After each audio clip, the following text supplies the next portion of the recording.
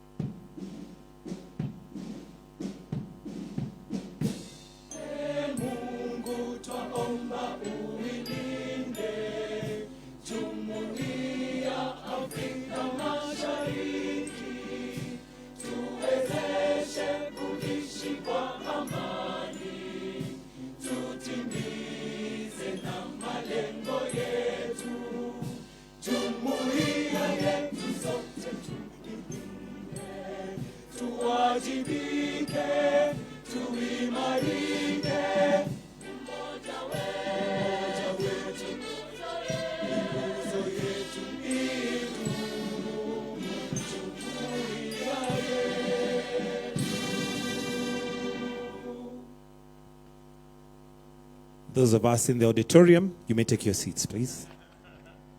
Hello. How are you? How are you? Thank you. Very good. Yes. No one?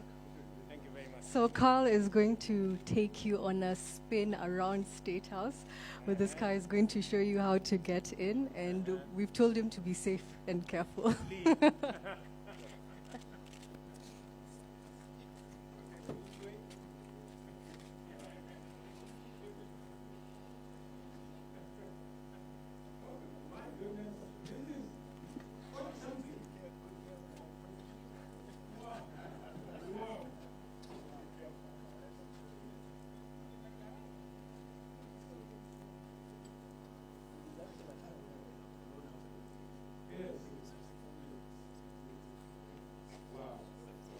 Okay, so how do we do that? It's like this.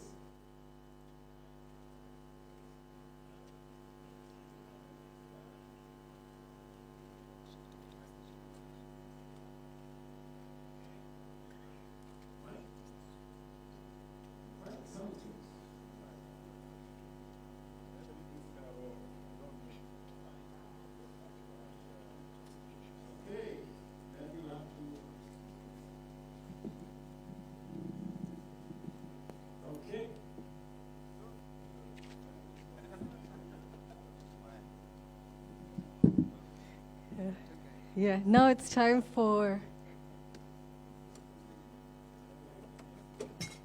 Carl to also get into the car. It seems the president had an easier time.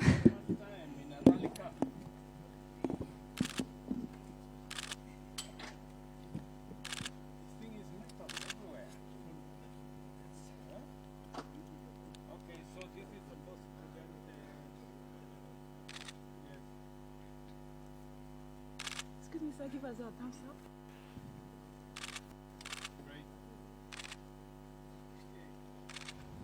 Okay, I think they are almost ready to go.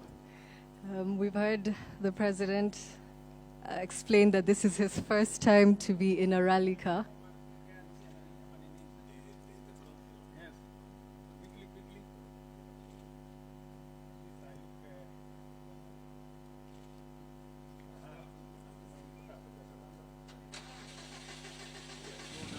Okay, here we go, here we go.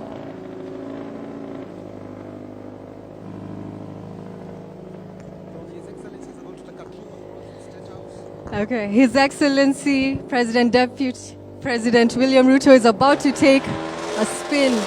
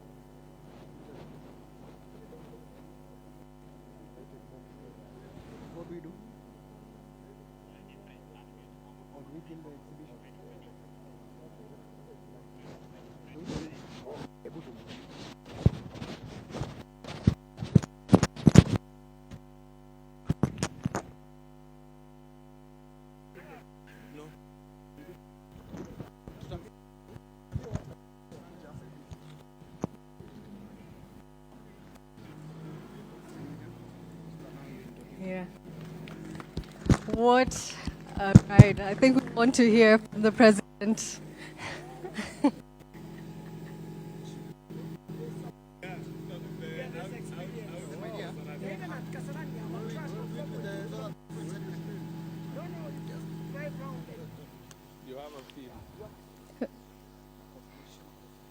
Okay, everyone, let's give a clap to Carl Flash Tundo and the President, William Ruto. We'll hear from His Excellency for him to explain to us exactly how that has been. Give a coffee.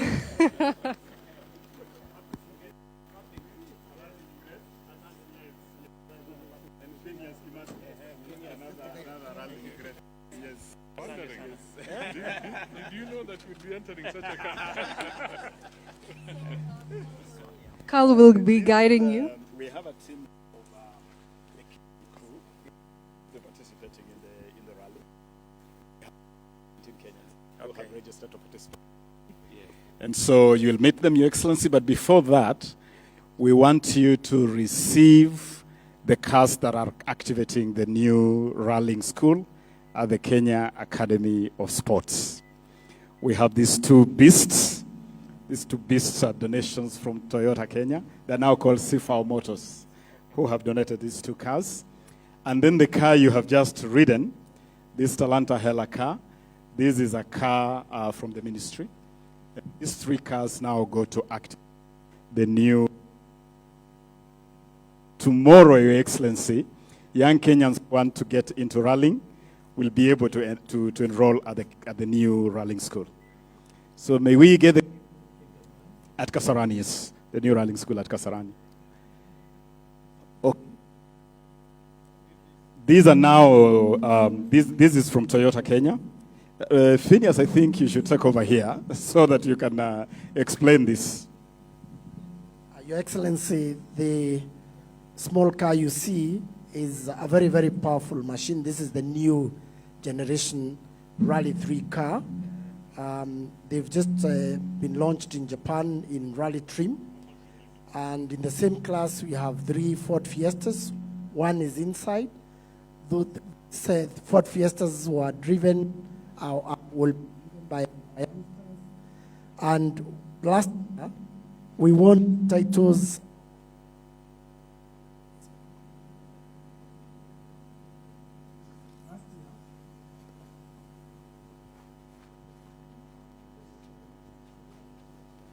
Two titles in Africa, the Africa Rally Junior Champion and the Africa Rally 3 Champion. That was Amsa Anwar and McRae Kimathi. And in about 22 years, we had a young Kenyan winning a Kenya National Rally Championship, Maya Wahome. These are the 3 youngsters that we are supporting this year for the WRC Safari Rally. So we'll proceed, Your Excellency.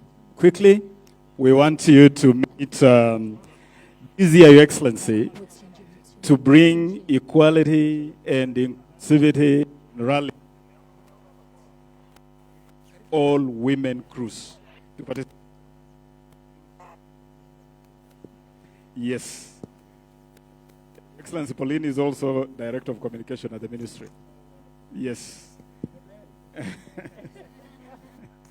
This is her co-driver. Lynette is co-driving. At least practice.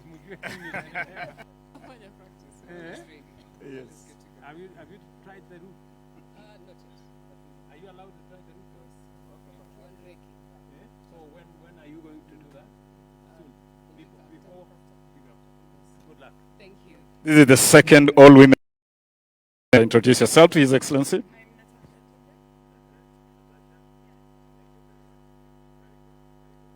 Natasha is a close neighbor of.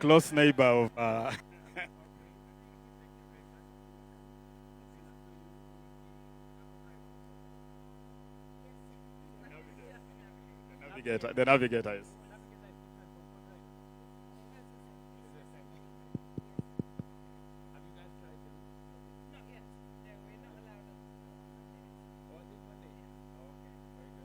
our third all-girl crew.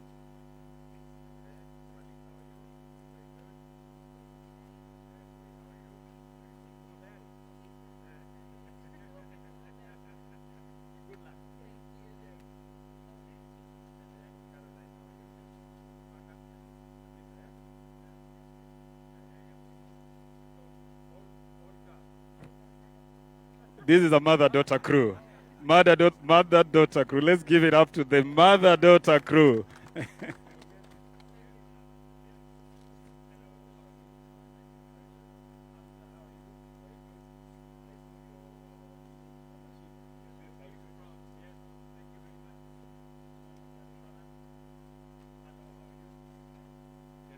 Now, Your Excellency, to introduce these three youngsters, Jeremiah, where is McRae? McRae Kimathi, and Hamza. Now, Your Excellency, this is part of the program of developing this talent from the youth level. So these pretty much are youth drivers. They have established themselves and they will be the face of Kenyan youth in this month. Yes. Yeah. 2 years, okay. Rallying, okay. So this year, what do you expect? Hopefully, puts Kenya out there.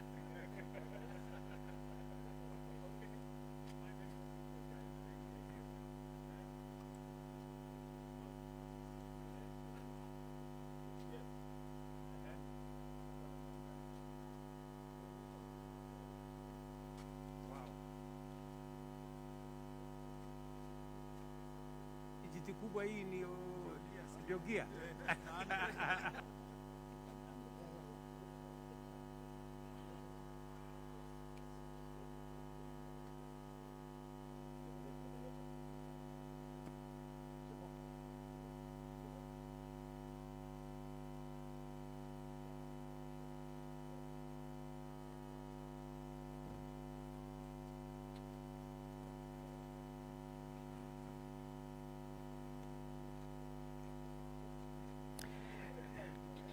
And Your Excellency, in the spirit of corporate partnership, these cars are also sponsored by our corporate partners. And that's why you see Safaricom, you see Kenya Airways, you see Kenya Commercial Bank. Those are commercial partners, corporate partners.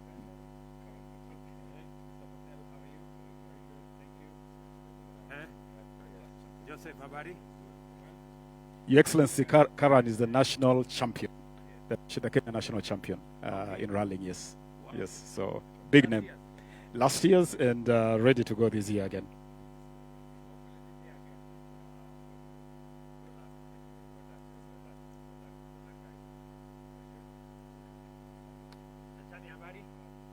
Things very good. Okay, very good. With okay. Actually, in the garage.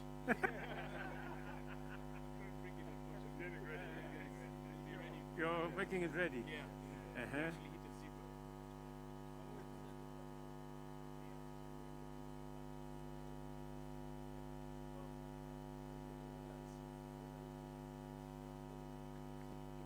So, I drive.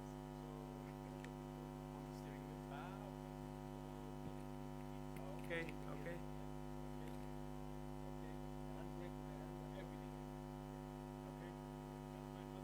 Special. Yes. Good.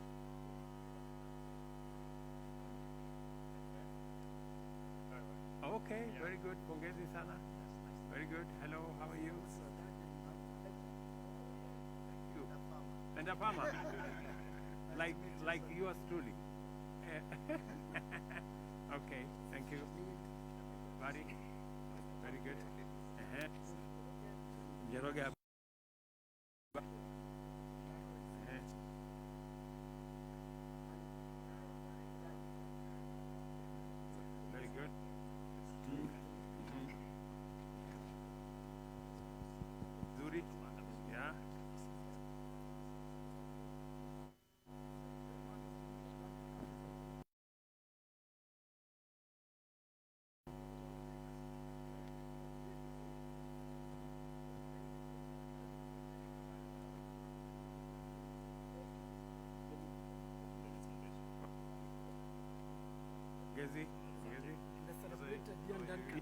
Yes, Ian Duncan, you're here.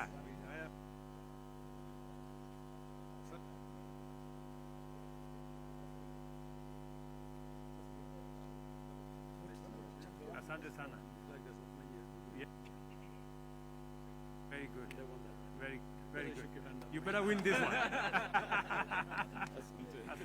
Your Excellency, sir, before we move, we want to do one last little ceremony. Today, Your Excellency, you're flagging off celebrations of the 70th anniversary of rallying. Okay. 70 years Of rallying. this country has been rallying. Yeah. Since Before independence. 10 years before independence. Wow. Since the 1953 Yes. coronation rally. It was called the East African Coronation Rally.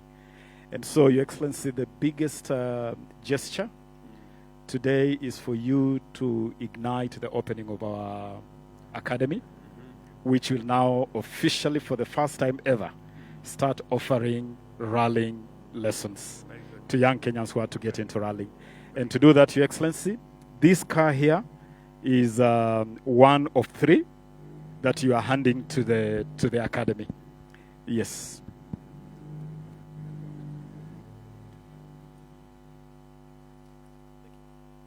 Very good.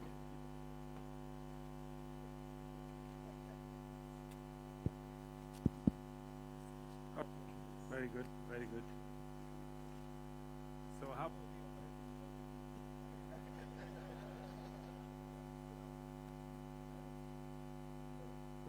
Oh, you're a magician or something. Okay. Okay. Thank you very much. Thank you. Asante sana. Yeah.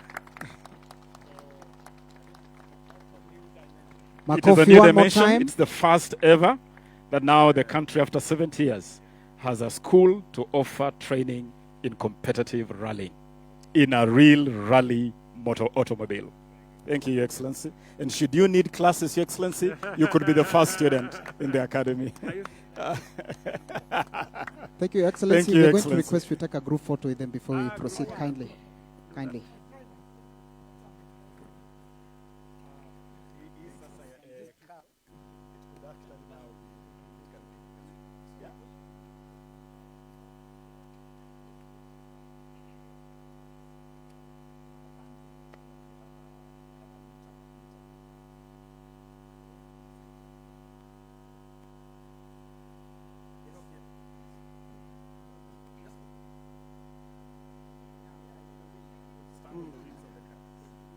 You can remove the.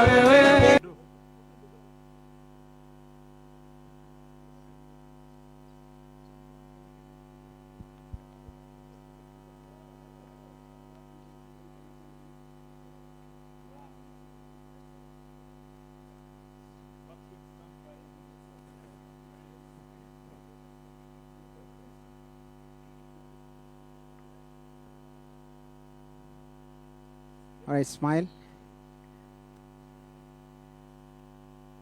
Come. When you're ready, we are ready.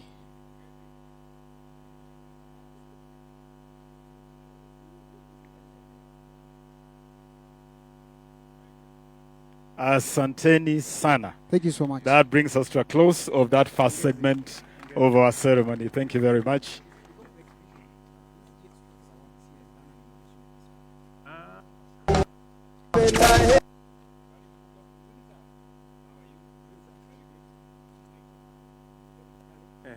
Sema Leonard. Kwa majina naitwa PC Leonard Ngade kutoka GSU State House. Nimeuda pikipiki ya stima, ile electric.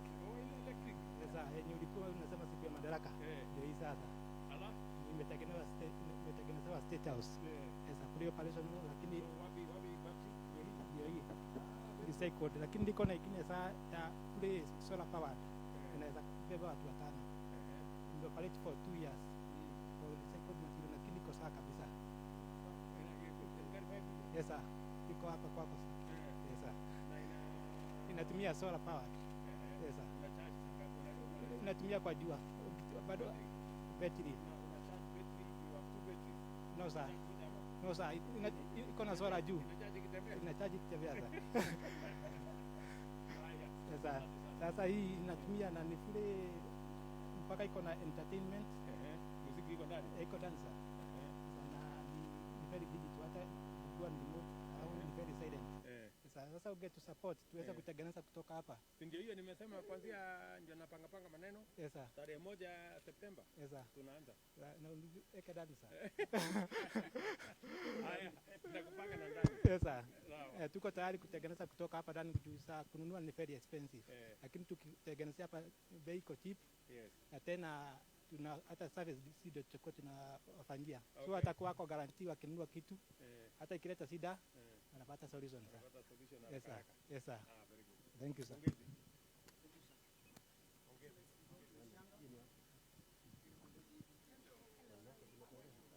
Your Excellency, we are consolidating the value chain around the creative industry and sports. Yes. And this is our amazing Ushanga products. Yes.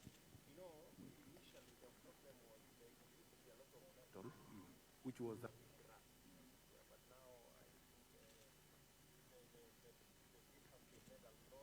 the finish is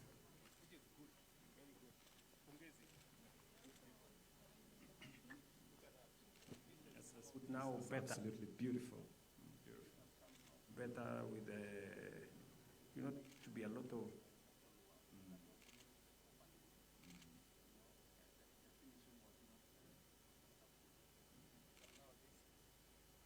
Now more beat bit of leather.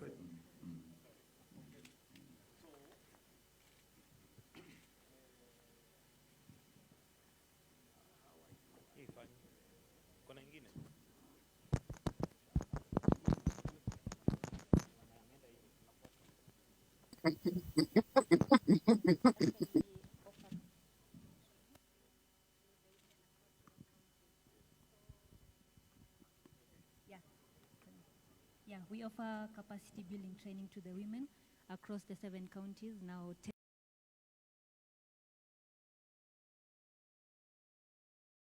use different modern, efficient tools, and we give them the raw materials, and yeah, we give them good training. How are you linking this with our TV?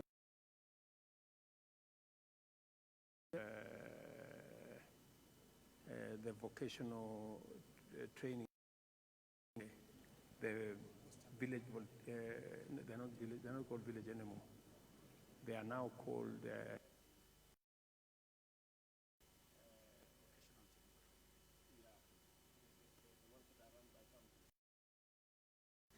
once the women are trained, we have TOTs. So these are cooperative, because we deal with cooperatives, we don't deal with an individual woman. So once a woman is trained, she becomes a trainer of other trainees. She goes across all these other cooperatives and trains and pass the skills down to the other I think women. we can improve that Yes.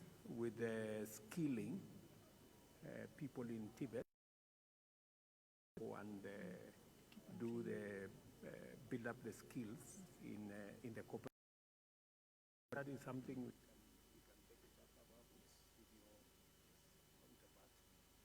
And I remember last week or the week after, I approved that will be under the program. Yes. Shanga Kenya. Next is visual arts. Wamekuchora sana hawa. Hello, His How are you, Excellency. boss? Very well, sir. Very good. Yes, The so world of we shall arts. get started here. So this is Kenya Art 6T, and this is Ron Lux, a painting by Ron Lux.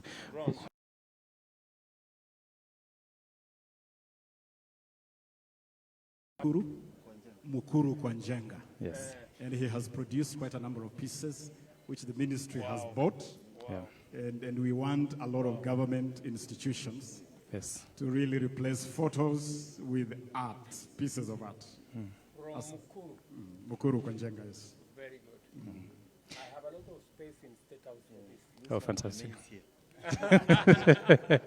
Yeah. Okay. So we continue. Well, we still have more. So this one, you buy this one. Yes. Says this one should remain here. It's called transition. Negotiate with him. Okay, and then so yes, so we got a lot more going on. That's a safari rally. which is the same artist. Fantastic. That is silver. I mean, that is brass. This is him, Ebenezer, from... Are you the gentleman from Busia? From Machakos. From Machakos, yes. From Machakos. Yes. Normally it's just painting, but the introduction of semi-precious and precious metal into fine arts to ensure that normal people can just invest. Art can now be invested. And it will be an honor to do a gold piece for you, none other than you, sir. Why not? Anza sasa. Lakini kwanza hata tutapiga bengi. Lazima tuongee. There's a hyper realist. Okay. So, yeah. How much does this go for? Market rate. Usilete bei ya mteja usapa, bei ya kawaida. Mheshimiwa Rais akinipea 100 hapo tuko sawa. Okay, hiyo ni sawa. Lakini jamaa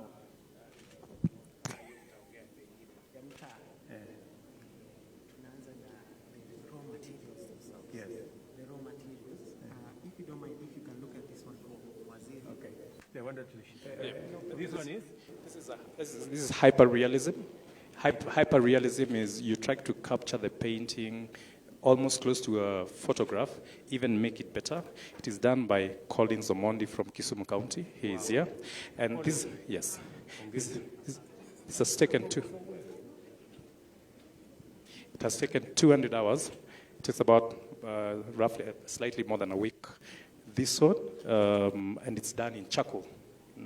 It is charcoal. Yes, that's charcoal. Yes. So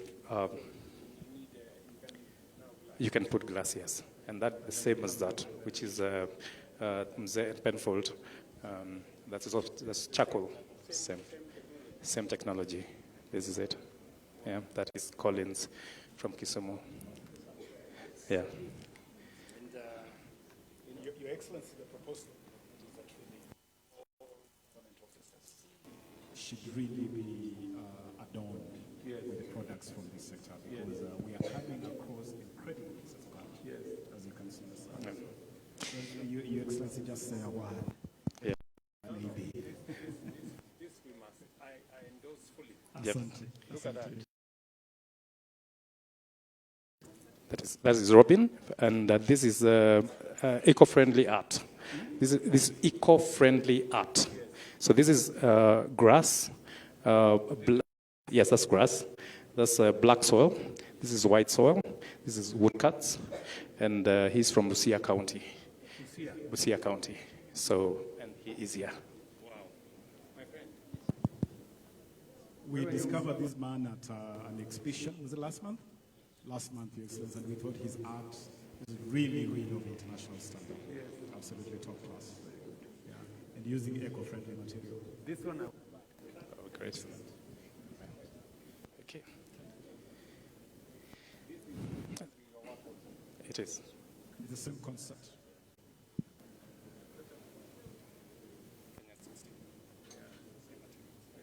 So, Excellency, instead of buying same the material. same concept. Same concept, yes. Eco-friendly sand, white sand, brown sand. It just says so. Sisal rope. Yes.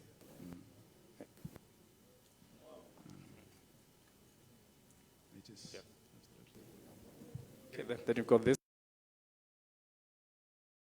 Hela by myself. My name is Adrian Nduma. And so this is a work of art which shows money in the middle, which is monetizing art. Turning talents into money. Yes. Absolutely amazing. This one the ministry will buy as a statement to Talanta Hela. Thank you. Asante. And finally, we have this. This is gold-plated brass.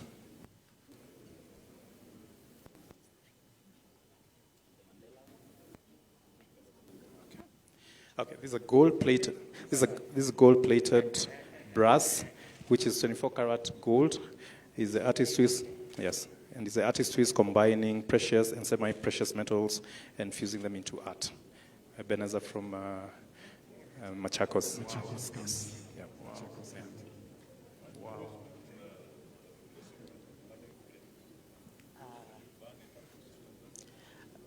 Wow. Not exactly. The technology I've used here is electroplating. So the base metal is brass, and then I use now 24 karat gold to smear it and give it the outlook. Yes. Thank you, sir. Thank you. Okay. Yes. How are you, my friend? Someone here? Very good. Go ahead, please. Mheshimiwa Rais, utanitumia Juma. Endelea.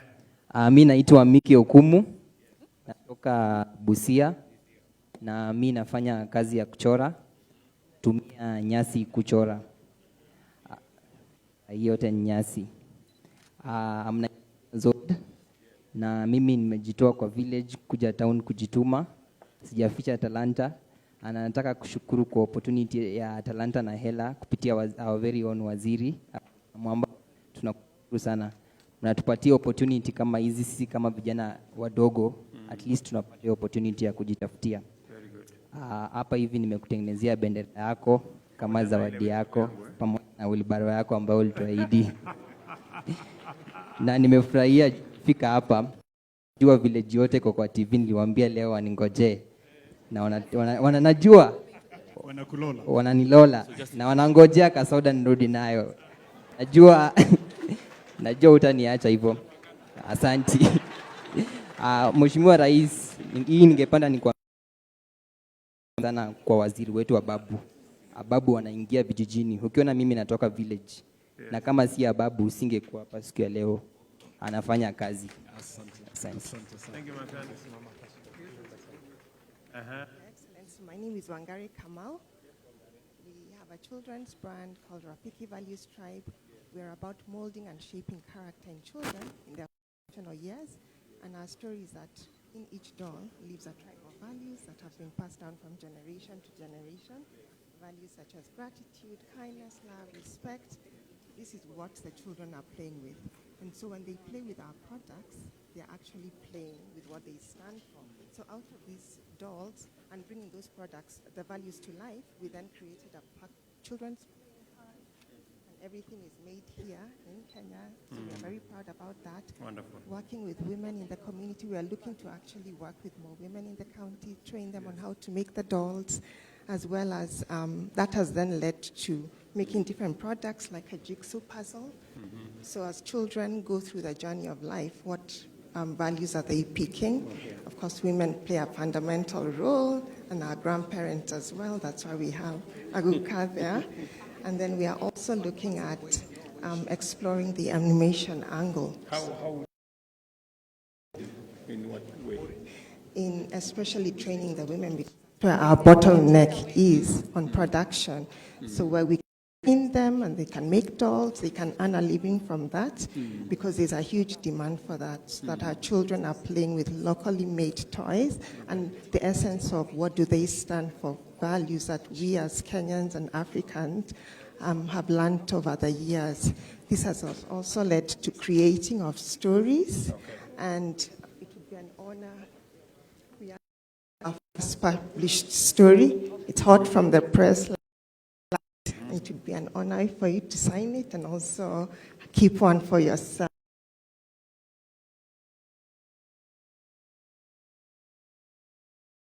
For that which lives in us. All right.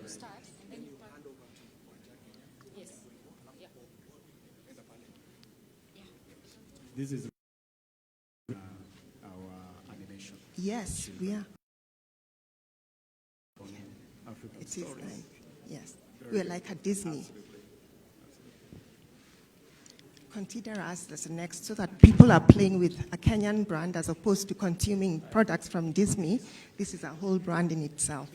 To work with in our ECD. Yes. In from there. From there. They could have this. Yes. Yes. And then We've actually written we have a lot of stories that we've posted on our blog, which would like children, especially in communities that do not have access to storybooks, to access with a lot of free content available. So, Your Excellency, we'd like this with the Council of and would like to yes, to gift you one, Your Excellency. Thank you so much. Thank you. We will connect you to the Council of Governors. Thank you so much. Sports apparels, Your Excellency. Hi, how are you? Your Excellency, you have said we have to leverage on the Kenyan sporting brand to go into production of sport apparels. So, Enda, please proceed. Yes, so Enda Sportswear is a sportswear company.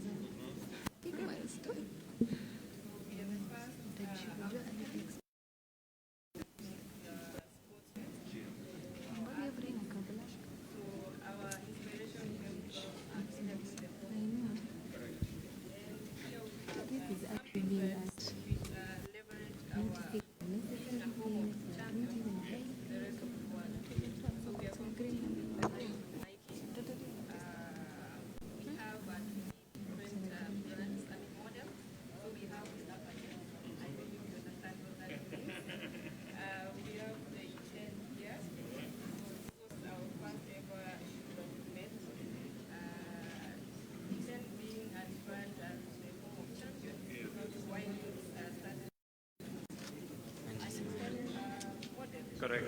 I've seen it somewhere before. Yeah, so we are trying to we make it to Moja. Yes,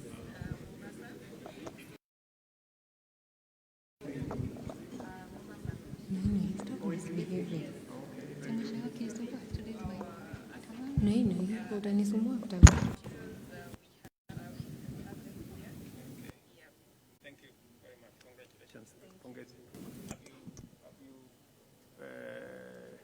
You have outlets?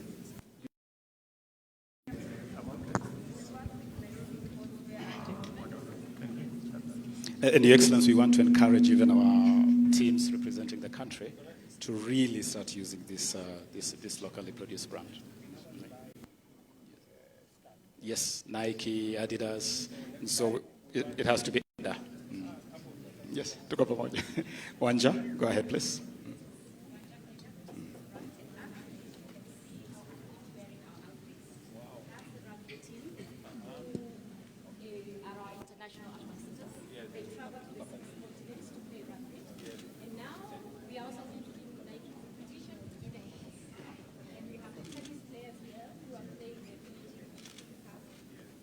These are actual national team players, Your Excellency, representing us at a tournament that starts on Monday. Yes.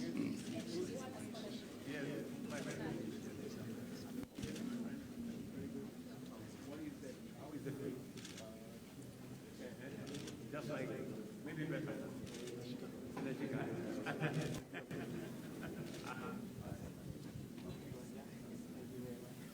One more thing. Is there... this is Stacy Anyango. Yes, Stacy, maybe you want to explain your thing?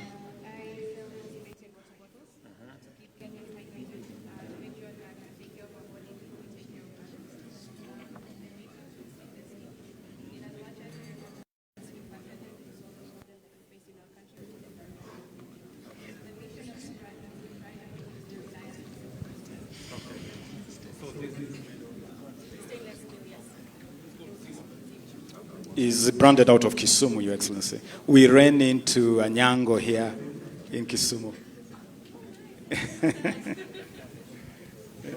Yes, this one is from where? Machakos. Machakos.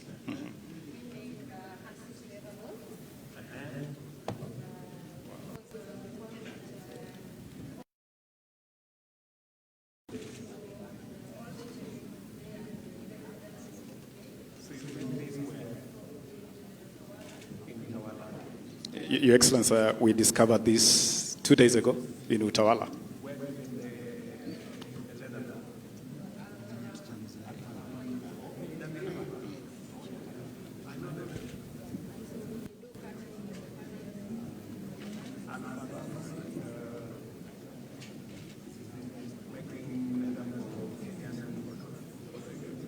And so for the whole Talanta Hela, the bottom-up inter-county tournament, we are buying these local balls. Local balls, local kit.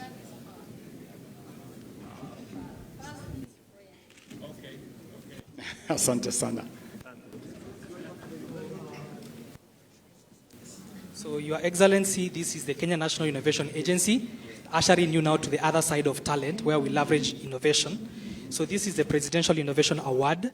So, this is a program under the Talanta Hela project, and it's going to be run in the youth edition, correct? Okay. So, it's going to run in a bottom-up approach, where we'll be scouting talents from the county levels all the way to the national level. So, Your Excellency, the intention is to scout, recognize, and support them to commercialize. In another language, just make them go to the market and then support them through an acceleration process that will run for around 8 months for them now to enter into the market and compete with different actors. Yes. During the Kenya Innovation Week in December, you closed the last one last year. So this will culminate there and centers. And the innovation is across everything: agriculture, fishing, technology, everything. And it is part now of the startup process. Hello, Your Excellency. My name is Cliff Nyakundi, Director for Africa at the Halt Price Foundation. Basically what we do, we challenge young people from across the world to solve some of the most pressing social issues through innovation. We also award $1 million to the best startup globally every year. If you recall, our last year's winner were a team from here in Kenya, St. Paul's University, Ikobana, who are working on sanitary pads for students. Yes, that is our competition. They won $1 million. Okay. I'd now like to also introduce you to the team representing Kenya and Africa in this year's Global Accelerator. Their name is Pine Kazi. They'll also be competing for $1 million. Okay. Yes, this is Team Pine Kazi from African Nazarene University, Kajiado County. We are a sustainable fashion company, and we make sustainable textiles from pineapple fibers and natural dyes. So our products are 100% natural. Yes. Pineapple fiber. Yes. The leaves. Yeah, the leaves. Yes. Yes. And it goes all. And we use recyclable rubber for the bottom. And apart from that, we create jobs for youth, which is in line with your economic agenda for the youth. And we also empower women, which is also in line with your agenda for supporting women. Yes. Thank you very much. I'm happy you are having a conversation about creating jobs. Yes. Yeah? Yes. You know, it's a big issue, eh? Yes. You know, we have so many of us who are not working. Yes. And we must do everything. Yes, yeah? definitely. Including innovation, including... Yes. That's very important. Yes. Okay. Thank you very much. Thank you. And Her Excellency Mama Rachel. Okay. Later, within 7 days. Okay. I will get you the time. Yes. Okay. Thank you. Asanteni sana. Quick one here. Yes. Hello. How are you, my friend? Very quickly, please. This is the team from Cut and Shop. Yes. What we do is we power all these businesses online. Yes. So we basically a Kenyan company putting more than 2 million businesses online. Yes. Yes, and this is our CEO, Joe Ambogo. Yes. And he will take us through what we have. Yes, Your Excellency. So after all the hustlers have manufactured, they have prepared their products, we are the ones who digitalize them. We take them online. They're able to sell locally and internationally. So basically what we do, we are an engine that powers merchants to be able to sell online. We can be able to set up 2 million businesses within a day. And we are digitalizing Mama Mboga.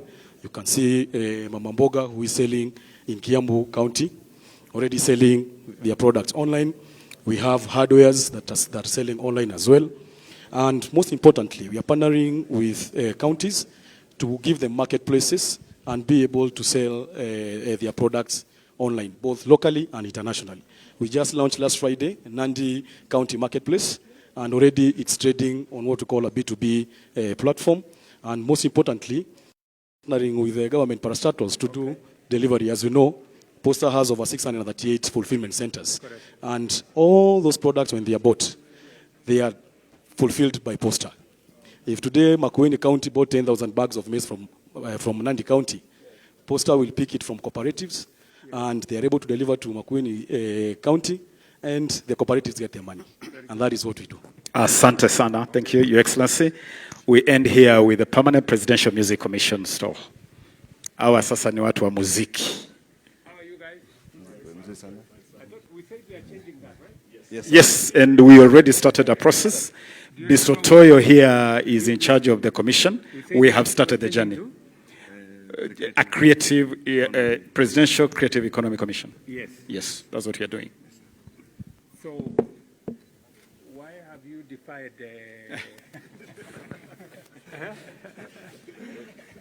Your Excellency, we wanted to show you the journey, where we've come from, and the future that lies ahead of us. Your Excellency. But this transition has started, Your Excellency.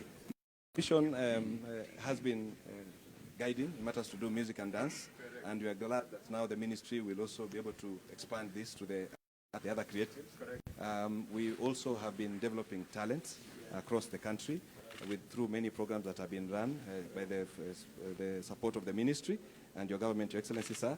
These are youth across the country.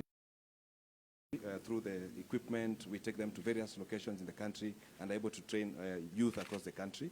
We also provide rehearsal spaces that help these youth with content.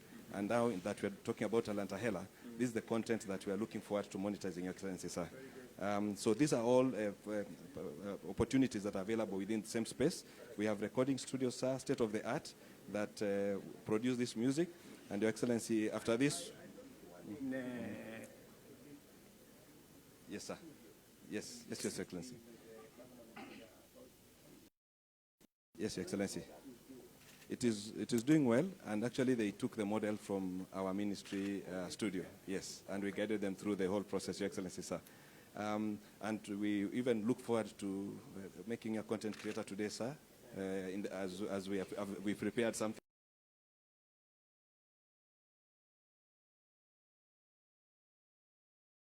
Work with thousands of artists across the country. You guys are just special.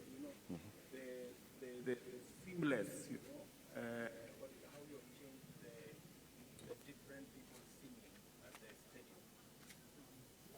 Thank you, Excellency. Thank you, Excellency. We also have wanted to share with you, this was the overview, perhaps from the dais not possible to see. Yes. For the first time, we got the map of Kenya correctly, without selling or buying any other neighboring country's land. Yes. And also being able to bring the various creatives, giving them the opportunities to be able to create more content. And towards this era of Talanta Hela, Your Excellency, sir, it is giving us the platform of what to do with this once it's been produced. Correct. These are some of the products we have from the trainings, and moving on to the next level. Your Excellency. Can we go live? Yes, sir. Can we go live now? Yes, sir. Okay. Let's go live. As we talk, Your Excellency, there is a training camp the ministry is conducting in Mombasa that is training 85 youth that are currently in training. This is a live link, sir, to the training that's happening right now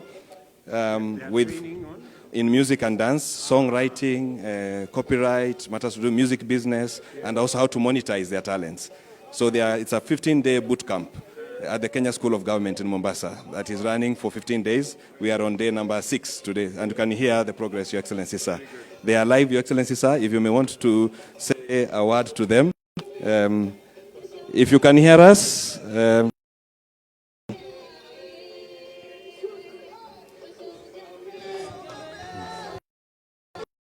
Your Excellency, that they have you live from here. Yes, and Your Excellency, sir, we want you to be a content creator, Your Excellency, and we will monetize your content. We will send it commercial. This is the best producer we have in Kenya right now. It's called Motif the Dawn. So it's going atafanya usarakasi.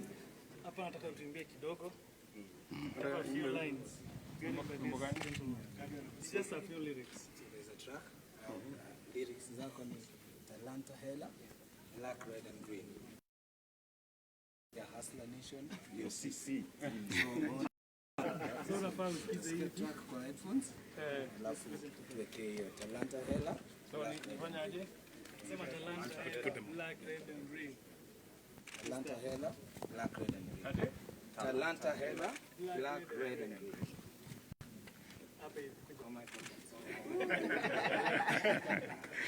Okay.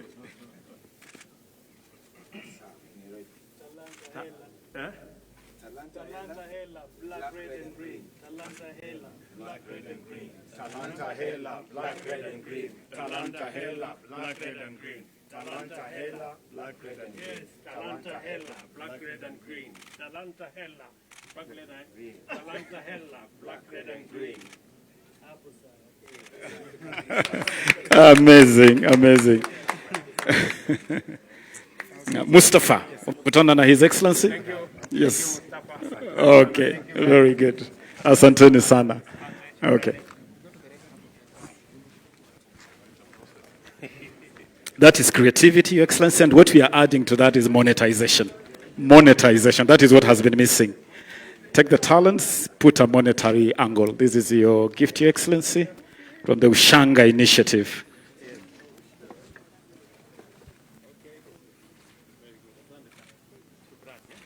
Thank you. Okay.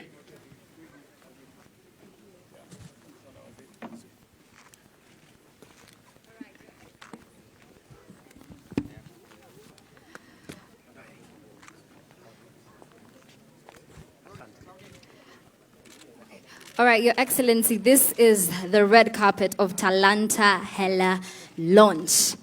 And we have a few of your young friends here with us, and they'd love to do something because in the entertainment and showbiz industry, red carpet is really important. This is where we show up and show off.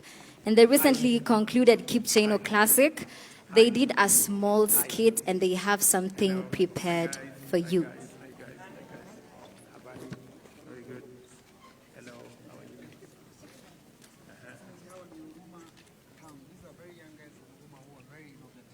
Yes, so one of them, the youngest representatives, hawa ni wasanii wenye bado pia wanasoma. She has something to say to you. Mambo prezo, mi naitwa Aimal na sisi ni H-Town Kids Arts and Entertainment, na tunakushukuru kutuinvite hapa State House, na tunataka utusaidie kufanya entertainment na kutupeleka mbali. Okay. Niko tayari? Sawa. Unataka nifanye hivyo hao? Na yani unatusaidia kutafuta costumes na nini na nini mavitu yenye tunaweza hitaji ka nini. Asante. All right, the representative is here, the leader. She's called Rose, and they have something prepared for you because najua uko umetoka, you've had a bit of sports experience, you've gone through the exhibition, but now this is where the fun is. Are you guys ready? Yes!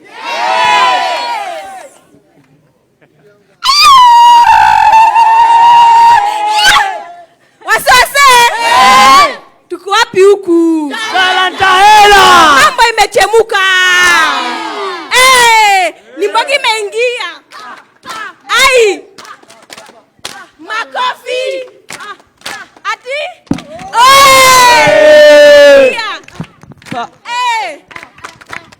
Makofi!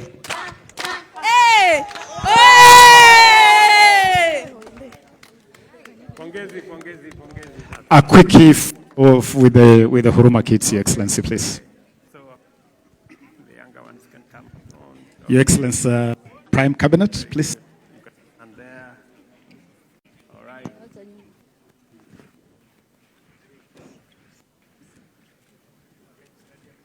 Very good. Asanteni sana. Huruma Town Kids. We love you. Tunawa Lombotov sana. All right, over to you, Michael Gitonga, in the middle. Asante sana. Thank you. Shukrani. Thanks, my dear. Very good. Asante. Good, good, good, good. Thank you.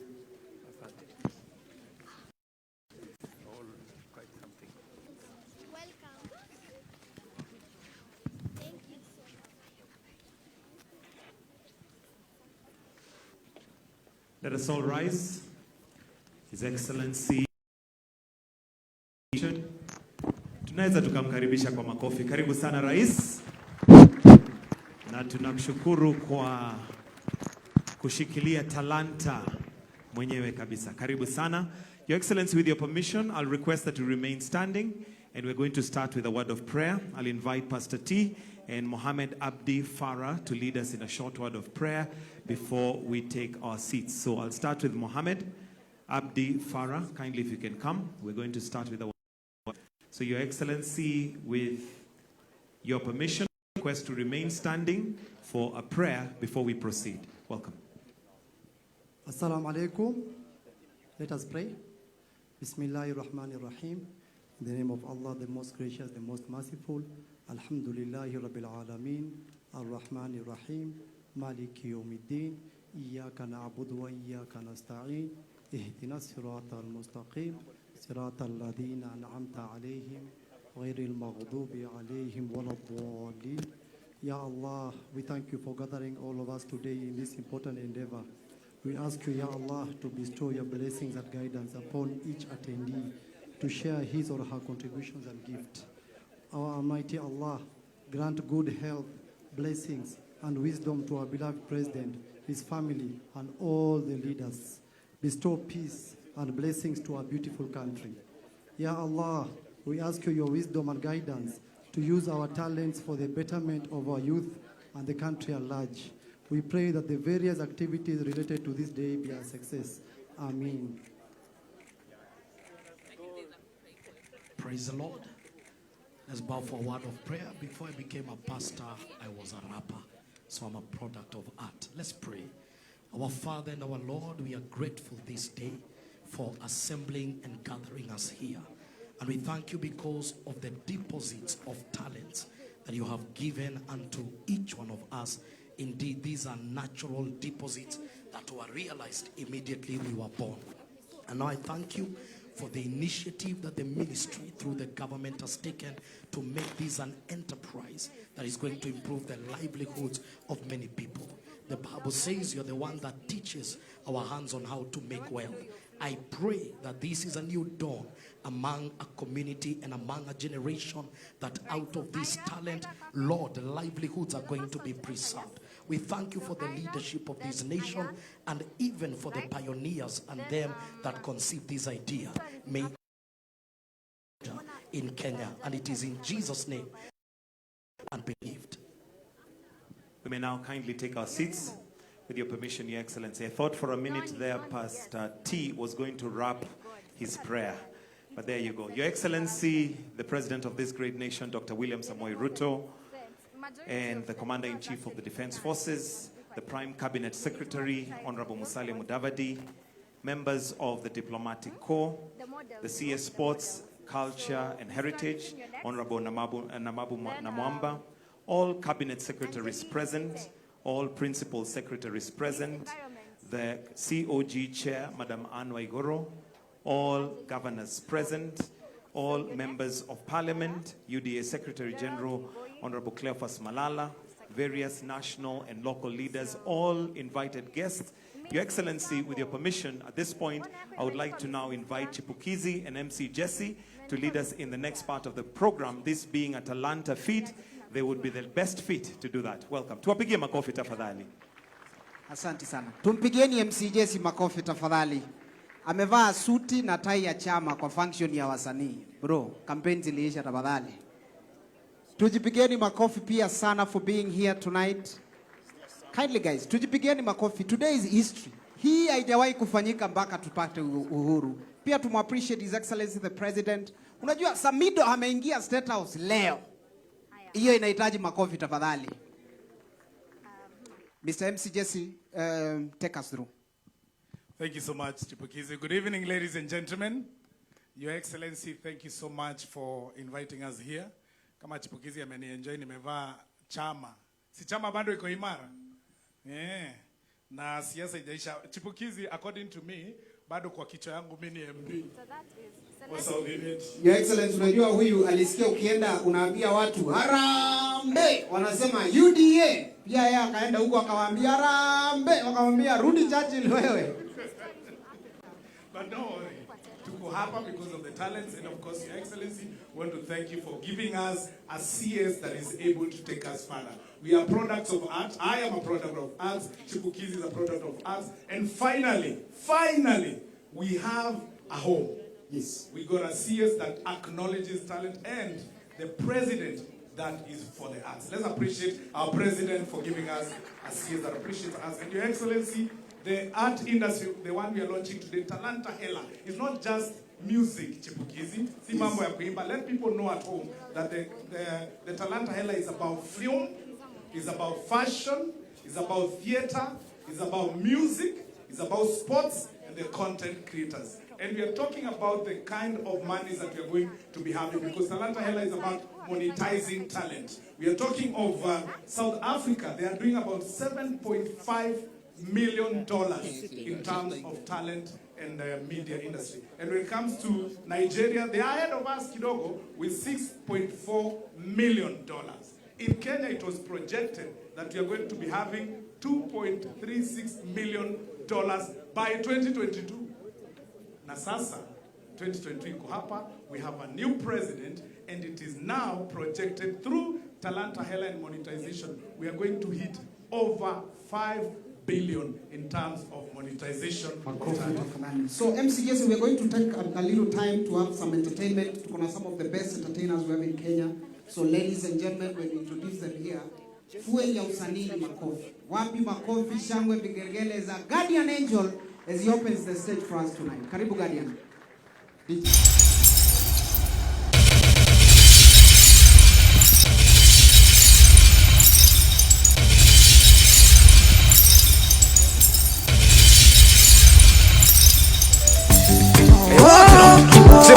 Talking good love for the God, you know. Plus, hiyo vipi? Let's go. Mungu anapenda maskini na tajiri anapenda, ndio maana mimi niko mikononi mwake, kila kitu kiko beta. Mungu wangu anapenda maskini na tajiri anapenda, ndio maana mimi niko mikononi mwake, kila kitu kiko beta. Ibilisi ananyeta, kuna watu wakicheki unabarikiwa sana wanateta, anazidi kuleta mvua ya baraka na mabeta, inazidi kunyesha, ibilisi ananyeta. Kuna watu wakicheki unabarikiwa sana wanateta, anazidi kuleta mvua ya baraka na mabeta, inazidi kunyesha. Asifuye mvua imemnyea, na msifu juu amenitendea maajabu, maajabu. Hata wewe ukimkutia, najua atakutendea maajabu, maajabu. Kuna wenye dhambi, wengine takatifu, jua likiwa kali na wakia wote, wengine janja, wengine waaminifu, mvua ikinyesha inawanyeshea wote. Kuna wenye dhambi, wengine takatifu, jua likiwa kali na wakia wote, wengine janja, wengine waaminifu, mvua ikinyesha inawanyeshea wote. Mungu anapenda maskini na tajiri anapenda, ndio maana mimi niko mikononi mwake, kila kitu kiko beta. Mungu wangu anapenda maskini na tajiri anapenda, ndio maana mimi niko mikononi mwake, kila kitu kiko beta. Selector, hold up. Nataka umgeukie tu jirani yako kama uko hapa Talanta. Mwambie tena ulivyo leo, hiyo ni ya kesho. Rada yako inaweza kufanya nini? Kubadilika. Sawa sawa. Leo unaweza kuwa uko chini, leo unaweza kuwa mboga, kesho ukuje hapa Talanta Hela. Au sio? Leo unaweza kuwa uko chini, kesho rada yako ikafanya nini? Ikabadilika. Au sio? Selector pako ikiwa moto hapo kabla TDB. Let's Jimana kwanzo want to good life ulivyo leo, hiyo ni ya leo. Wenda kesho hiyo rada ibadilike. Matatizo ulona nazo ni za leo, wenda kesho hiyo rada ibadilike, rada ibadilike, rada ibadilike, ulala, wenda kesho hiyo rada rada ibadilike, rada ibadilike, wenda kesho hiyo rada watakubandika majina, watakuitanisha na shida, hawajui kuna hebe anayepeana majina, hawajui na watawaijua nini ni kesho Mungu amepanga na maisha yako. Cha muhimu niwe kujitambua na usonge na rada yake, hawajui na watawaijua nini ni kesho Mungu amepanga na maisha yako. Cha muhimu niwe kujitambua na usonge na rada yake. Ulivyo leo hiyo ni ya leo, wenda kesho hiyo rada ibadilike. Matatizo ulonayo, hizo shida ulonazo, wenda kesho hiyo rada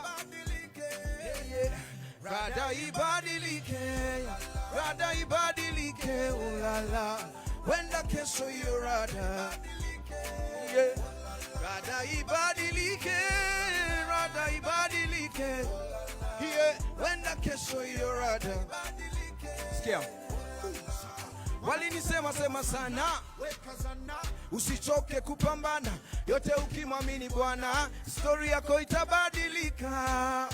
Walinisema hivyo hivyo hivyo hivyo hivyo hivyo, ona sasa story yangu imebadilika. Aliyefanya hivyo hivyo hivyo hivyo hivyo hivyo kwangu mimi, kwako pia hatabadilisha. Ulivyo leo hiyo ni ya leo, wenda kesho hiyo rada ibadilike. Matatizo ulonayo, hizo shida ulonazo, kama unaamini rada inaweza kubadilika, wekea tu Yesu pole pole na mbele. Rada ibadilike, rada ibadilike. Asante sana, asante sana. Thank you.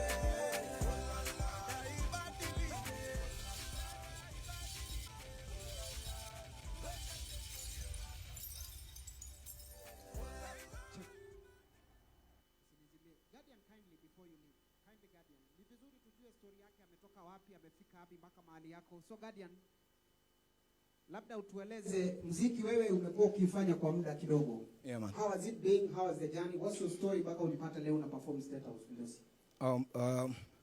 Mimi nilianza kidogo nikiwa mdogo. Mimi am born and raised of a single mother. So at some point tulipata tabu kidogo, tulikuwa tunaishi Kibira. Tuliishi kwa nyumba ya matope. Mheshimiwa, naona sasa ukisema watu wajengewe nyumba na fry tu. Kwa sababu sisi tuliishi kwa nyumba ambayo imetoboka ukuta. Tukiwa ndani watu wanapita kwa barabara tunawaona. Wakati mwingine mvua ilikuwa inanyesha, kwa sababu mimi ni kijana. Mama yangu peke yake ndo anaweza kulala kwa kitanda, hatuwezi kushare. Kwa hiyo mvua ilikuwa inanyesha, kwa sababu mimi nalala kwa floor, inabidi niamke nilale kwa kitanda, mama yangu akae. Mvua ikiisha tunapanguza, tunarudi kulala. Ikianza tena hivyo hivyo.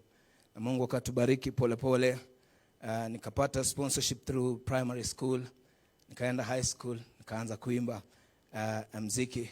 Na Mungu umetuinua pole pole, from level to level to level. Na mimi nafurahia sana kwamba siku ya leo tuko na rais ambaye pia anaweza kumuongelelea Mungu. Sisi tumeonja yale ambayo Mungu anaweza kufanya. Nimepata people supporting me through singing and music video recording, but shida imekuwepo kwamba hatuwezi kumonetize. Hatujui kumonetize, hatuna structures za kumonetize. Kwa hiyo unapata uko na talanta sana, lakini unapata mtu anakufanyia audio free, unapata mwingine anakufanyia video free, alafu ukimaliza anakupatia, ujui ufanyie nini. Kwa hiyo amekupatia product ambayo ujui utaenda nayo wapi. So utakaa nayo, uimbie watu kwa kanisa 2 3, alafu urudi tena kuomba msaada. Tena akufanyia the next song for free. Tena hivyo mpaka sasa mtu anafika mahali anachoka na wewe. Unaona? Kwa hiyo mimi na feel kwamba Talanta Hela itatusaidia sana wengi wetu ili as creatives tuweze kukuwa na sustainability. Unaweza kufanya nyimbo moja, alafu upate kitu kidogo ya kusort bills, alafu uweze kufanya nyingine. Kitambo wazazi walikuwa wanakataa kabisa, ukimwambia unataka kuwa msanii na kuambia hiyo vitu haina kitu, kwa sababu wazazi hawaoni kama iko na kitu, unajua. Lakini namshukuru Mungu sana kuona mtu kama Tricky ako hapa, Chipukizi ako hapa. Nafurahi sana kumuona Jesse ako hapa kupitia kwa talanta, si kweli? Kwa hiyo nyinyi mnatupatia tu hopes kwamba hapa mbele jamaa iko sawa kabisa.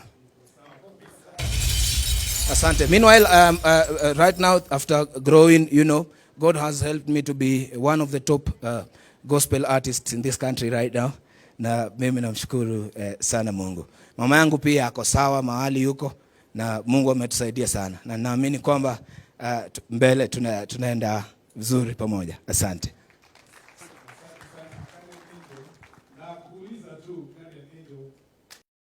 Makofi ya gari pale.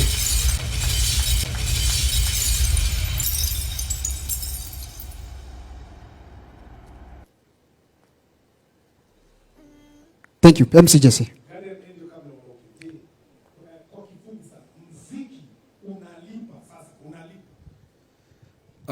Muziki unaweza kulipa sana. Lakini unaweza. Kuna uwezekano kwamba ulipe sana. Kwa sababu ukiangalia tu trends, ukiangalia some of the artists that we've been able to host here from other countries, na ile pesa wanapewa ni pesa mzuri. Understand? So hiyo ni kuonesha tu kwamba kama watu wanaweza kujiposition poa, tupate structures ambazo zipo sawa, muziki unaweza. Mimi mwenyewe sasa naishi vizuri kwa sababu ya muziki tu. Na niko na mke, niko na familia, na maisha inaenda. Kwa hivyo kumaanisha kama naweza kufika hapo bila structures zikiwa, naweza kukua mbele sana. Thank you, sir. And so you know, through Talanta Hela, monetization of talent, you're talking about digitizing. The government is going digital. And so we want to digitize the collection of revenue for all the artists, so that now, haiko manual tena. It's digitized, unafinya tu pale, chua, pesa inaendea wale wasanii. That's why we are here today. And the next one to come on stage, ladies and gentlemen, let's welcome L'Afrique Kenya. It's a wonderful band led by young men who actually earn their money through music. Tukiendelea na hii session ya entertainment. Karibu sana L'Afrique. Wanaimba nyimbo ambazo zinaongea about responsible men in the society.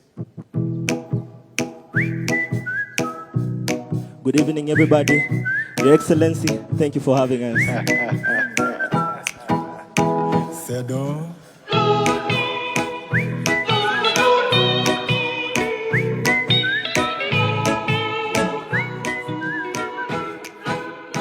Usipoeni manyanga, ninakuota mchana, usiku nikilala, siwezi yota mwingine.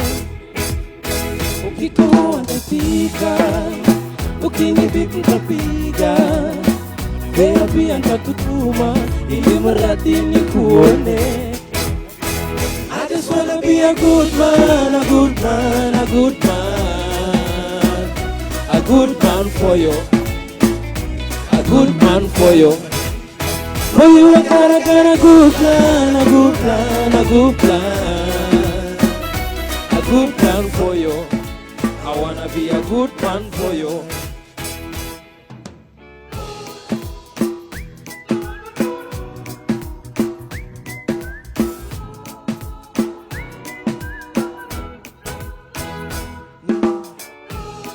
Let me say,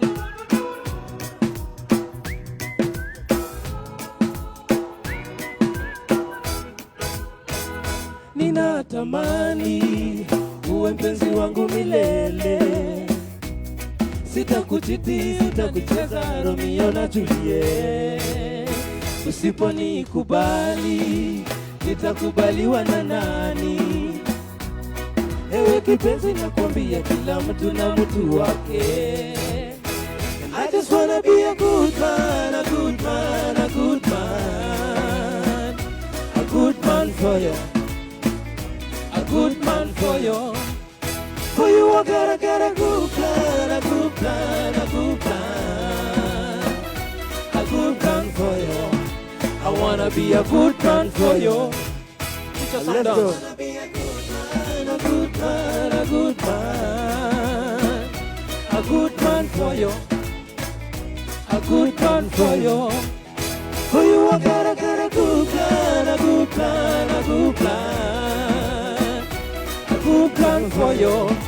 I wanna be a good man for you.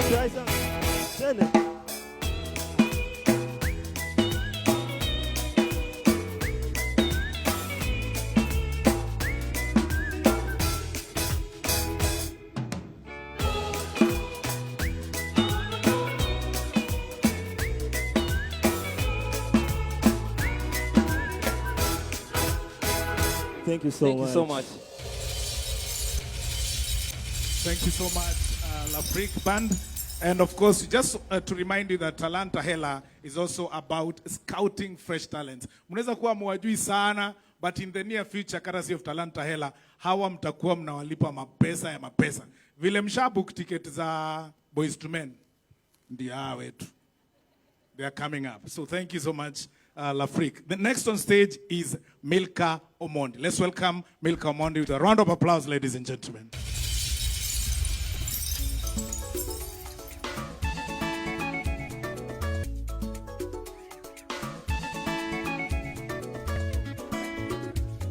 Hallelujah. Hallelujah. Hey. Mano Yesu simba ratego marumuma. Kokaneni Yesu kinywango ngimana. Kokaneni Rabi kiweyo ya mawasigoloya. Bile bili kedona. Ratego. Ratego no. Ratego no. Sama wasikane no choko. Dungo dogene Rabi. Uy. Uy. Setingo tunga malo. Yang uno ya Kokaneni Yesu kinywango ngimana. Kokaneni Rabi kiweyo ya masigoloya. Pile pili kedona. Pile pili locho. Kiweyo wasigoloya. Sama wasigane no choko. Yesu ratego. Yesu ratego. Isetingo tunga malo. Isewino Pokiweyo wasigoloya. Apaki ruodho muma. Nyasaye maratego marambi maraloyo. Tungo dogni. Iseume konde bombeni. Jaherana. Adera marie kuot kodo kumbana. Kendo ini kare gemero. Siko banaike. Nyasaye. Ajangono. Jangono. Atego imi alo chopile. One parmoko iji wabede na elu. Poki juanga malwenyo loya. Hata kale hodi. Ano karaluo. Yeso jakora. Yeso jakora. Seume konde mwomeni. Adiera marie nukuot kodo kumbana. Kendo ini kare gengoro. Siko malaike nini. Osana Ratego imi alocho pile. Iji wobede na elu. Kataka lehori Anigi mangayo. Yeso ratego. Yeso ratego. Nunguduguni. Oi. Oi. Oi. Apaki ruodho muma. Umuga. Yesu simba. Sibur. Sibur. Sibur. Oi. Oi. He he he. Sikia.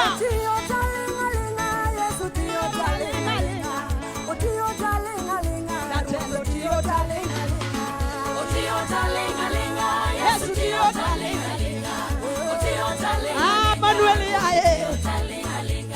Otio talinga linga Yesu dio talinga linga. Otio helwo yatelo dio talinga linga. Otio talinga. Apakira tego. Dio duwa marabi. Tungo dogni. Tungo dogni. Ni reni mare obi otio talinga linga. Osana la tego. Ui.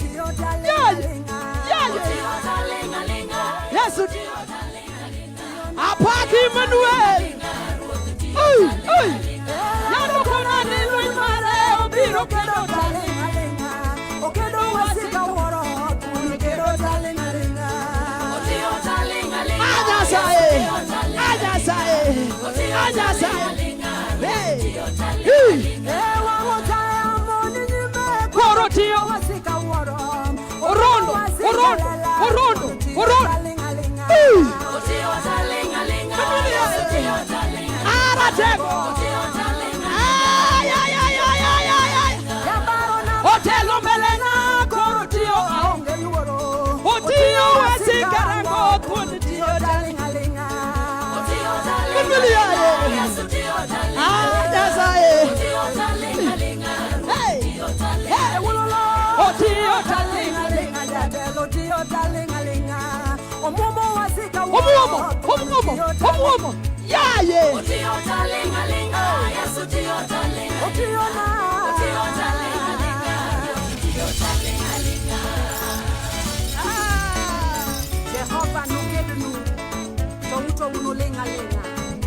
Woka parga ngwen matena parga ngwen. Apaki ruodo mumba. Alo kolani Luis Mare, obiro tio talinga linga. Okedo wasika woro, otwani tio talinga linga. Otio talinga linga. Yes, tio talinga linga. Amina yo. Otio talinga linga. Hey, hey, hey, hey. Ewa wotaya motelona. Koro tio talinga linga. Obuomo wasika. Obuomo, obuomo. Otio talinga linga. MCJs.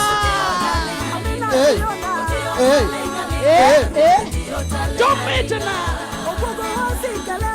Yes, Otio. Come on, look. Linga linga. Otio talinga linga.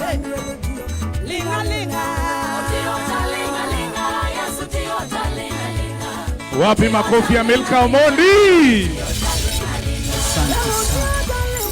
Chipukizi, you know, Ulikuwa unaniambia DJ usizime.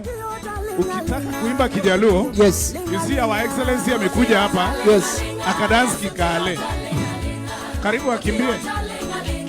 Kijaluo lazima ukondoe mapua. Na usmile for no reason. Na usidance sana, watu watafikiria hauna pesa. Na ukiona mtu unapenda, unamwendea na smile.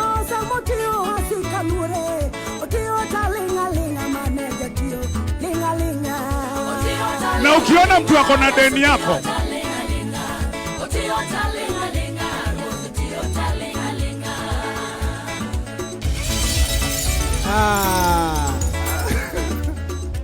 wapi makofi ya Omondi tafadhali? We, unaona, yani niulize ukweli, Mheshimiwa Rais, nilienda tukapiga kampeni na wewe, si ndio? Yani sasa ningekuwa MP, hii ujinga yote ningekuwa nafanya parliament. Can you imagine? But how does it feel, Mdosi? Sasa umeenda ukaitisha, alafu akakwambia tulia. Saudimenti. Mimi nakwambia nilikuwa naamka asubuhi kwangu napata watu. Sikuwa nimeiona kitu kama hiyo. Wako kwangu wamekaa. Nasema na sina mkutano. Wananiamsha. Mheshimiwa Njesi. Nilikuwa mheshimiwa kabla hata nipigiwe kura. Mheshimiwa Njesi, wewe kuja hapa nje, watu wanakungoja. Naambia hakuna mkutano bwana, hakuna mkutano. Nini wananiita? Wameru hataki mchezo? Mheshimiwa Njesi, tunajua hakuna mkutano leo. We know there is no meeting, but tunataka kukusalimia. Na tunajua mheshimiwa hakuna meeting, lakini tunataka ukuje chini. Kama kawaida tunajua ukweli hakuna meeting, but tunataka uturelease tuende. Uturelease tuende. You are release. Kwanza waliniona Karen nikivalishwa kofia ya UDA. Nikaambiwa haya Jesse, sasa wewe sasa situende. Ama namna gani?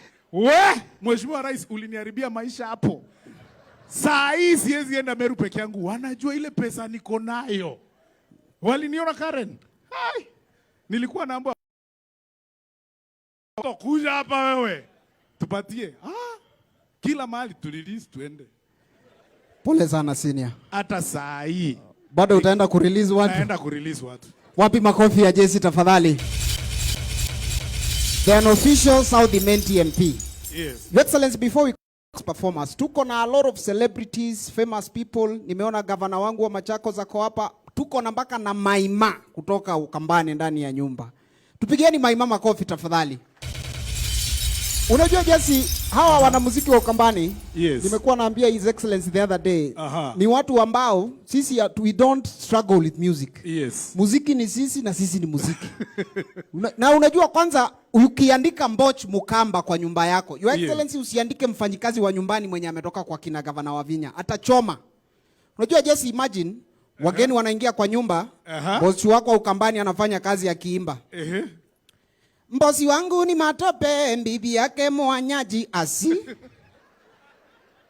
Alafu unajua mtu kama Maima, huyu Maima ako hapa. Wakamba, we don't struggle with music.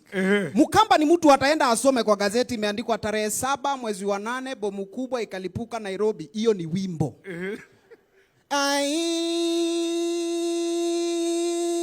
tarehe 7 Ijumaa mwezi wa 8 bomu kubwa likalipuliwa Nairobi. Unangoja ende verse 2 wanakuambia nimesema tarehe 7 Ijumaa.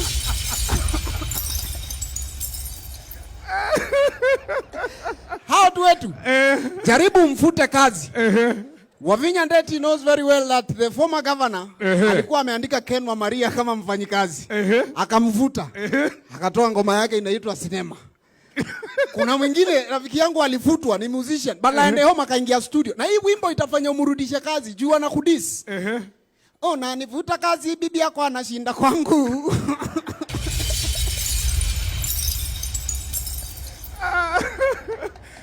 Siwezi employ Mkamba. Siwezi. Ataharibu. Wacha wakae. Wataniimba. Wakamba? Alafu unajua we don't even do albums. Yes. Sisi tunafanya kitu inaitwa volumes. Volume 1, 2, 3. We have to tell the whole story. Yes. Mtu kwanza anasema volume 1, mtu anasema mpenzi wangu Cherono nakupenda sana. Penzi wangu Cherono nakupenda sana we. Penzi wangu Cherono nakupenda sana we. By the time atoe volume 2 walikosana. So penzi wangu Cherono nilikupenda sana we. Anatoa volume 3 sasa ana apologize. Penzi Cherono na yuwa nilikutupa lakini ni uchochezi wa mambeste. Cherono anarudi mtaani. But I was telling you, we have so many artists. Nimeona mpaka Jagwa. Kabla wewe. Your Excellency. Hii comedy ni part of content creation.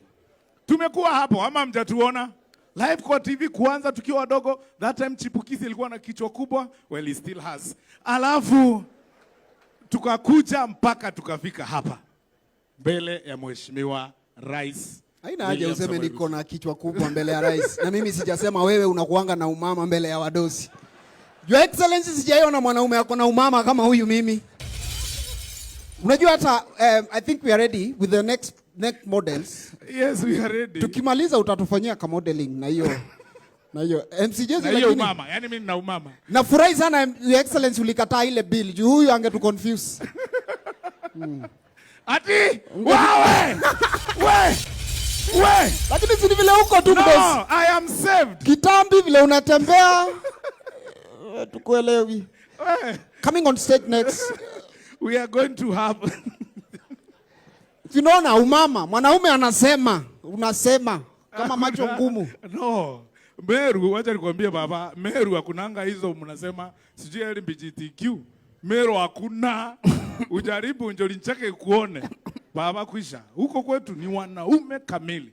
Now, coming on stage, you have a fashion designer. Your Excellency, the next part we want to have fashion. We said from film, fashion, theater, music, sports, content creators, all these are talents that we are monetizing courtesy of Talanta Hela.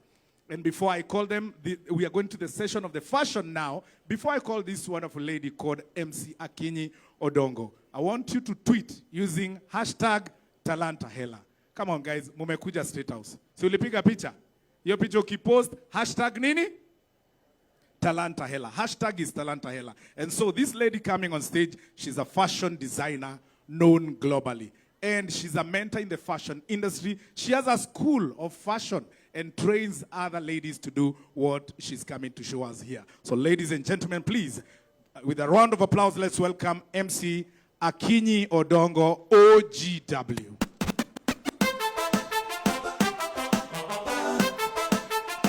Good evening, everybody. Good evening. On stage, I know you were expecting me to come wearing some very different thing, but we're going to have a sports fashion show first. That's why I'm dressed like this. I'm wearing Wanja Kenya, and on my bomber jacket, it's the number 237, which indicates that Kenya has the number of medals Kenya has won by the year 2022. That is last year. So the number 237. We have 3 brands, which we're going to show you on stage. And the first brand that is going to come is Mimo Fashion. So Mimo.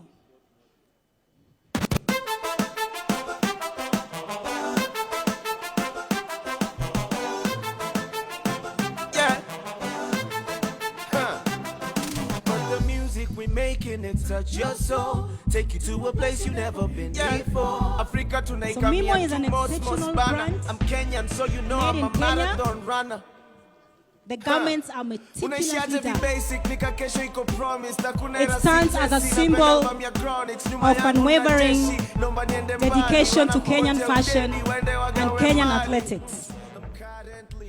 They produce their garments locally for the global economy. And I would like the congregation, or the people who are here, to celebrate the brand Nimo. Let's appreciate Nimo on stage.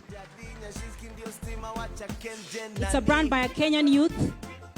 Since I'm very passionate about mentoring the next generation of designers, this makes me glad. So let's appreciate Nimo.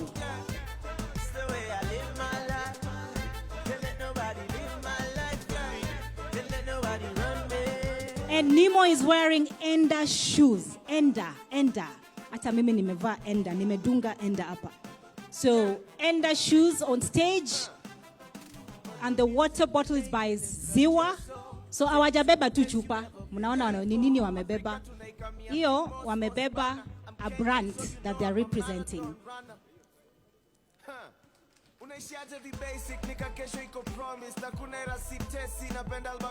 So Your Excellency, this is just to show you that fashion is not just normal clothes. We have it across board, from sports to evening wear to office wear to, and you're going to see a lot of creativity coming in.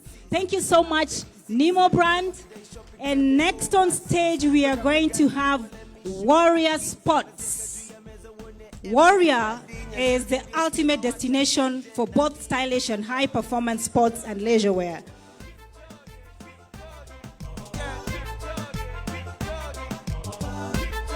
Okay. The Kenyan youth aren't joking. Have you ever worn a sportswear with some heels? I don't know how that works, but yeah. I mean, we are showing you what is good. I mean, you can still rock it with some heels, you know. Of course, not to the office, but yeah.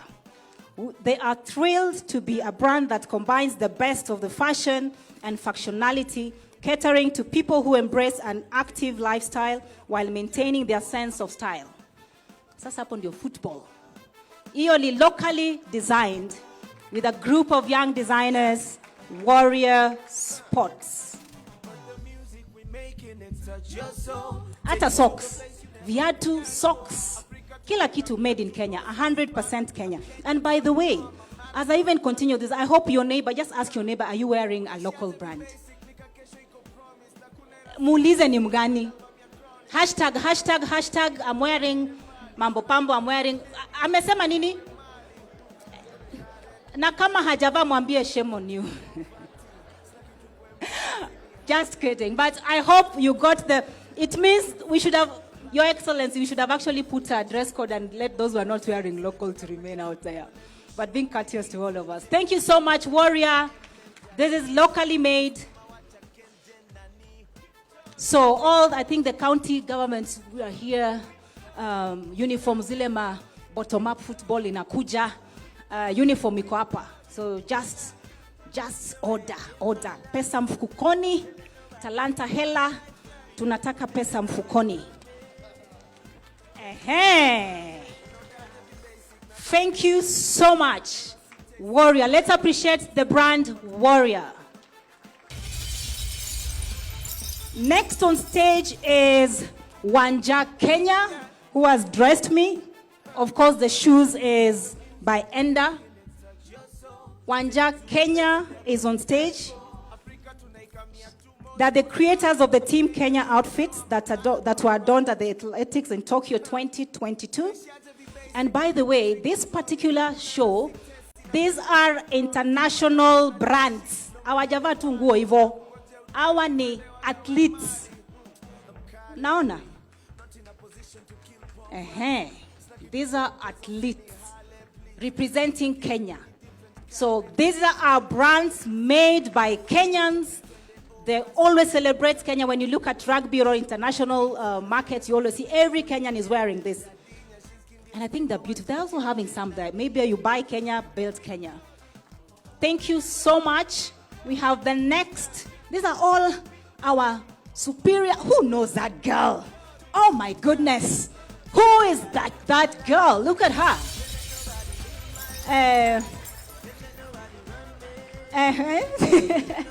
She looks, sometimes modeling is not easy. Modeling is not an easy job, but yeah, we just told them, just wave. But let's appreciate our sportsmen and women who are making us proud as a country, representing us internationally and making us proud. Thank you so much. Wanja Kenya draws inspiration from Kenya's rich cultural heritage and diverse tradition, creating sports apparel that fully showcases our uniqueness on a global stage. They combine the deep expertise with functionality with local designs. So, all of you who are watching here, you really can't tell us why you're buying things from outside. We have everything we need here. The fashion industry in Kenya has grown tremendously. And Your Excellency, as also a fashion designer in this space, last year and the last Olympics, we had an opportunity to do a competition to the young designers in Kenya to create a look for the designers who are traveling. So it's a market that is ready. We need the support, how to import fabrics, how to get things that could be affordable for the local industry. That is some of the things that we need to look forward into even engaging with you further, because we do really have some challenges. Hata kupata zips zingine, quality mzuri, all of you know sometimes you got the zip bust somewhere. So there are things that we need to have engagement on. So on stage, I want to invite the designers behind these three brands to come on stage. Let's celebrate the Kenyan designers who are, that is Wanja Kenya. She's representing Wanja Kenya. She's done an amazing work representing our brand, Kenya. And we have Nemo, the designer behind Nemo. Fantastic. Even the hair is designed. Yeah, the design. And then that kind of a design, shoulder moja, iko si ati imeraruka. Hapana, it's a design. And then we have the designer from Enda. And I think I need to have Enda mbele. We have Warrior on stage and the designer from Warrior. And I want to invite on stage to join is Enda. The lady from Enda, thank you. Did I miss anybody else? So let's all appreciate all the designers who are here. We were not able to showcase all the brands that we have in Kenya. We have many brands. So let's appreciate, oh, a picture. Oh, that's fantastic. So, should I also join? I'm jealous. Yeah. I should join. Should I?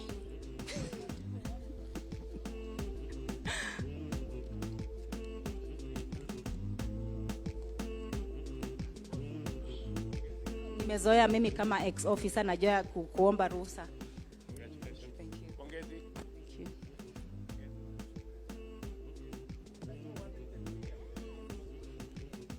Thank you from Warrior. There's William. Talanta Hela. Amelipa.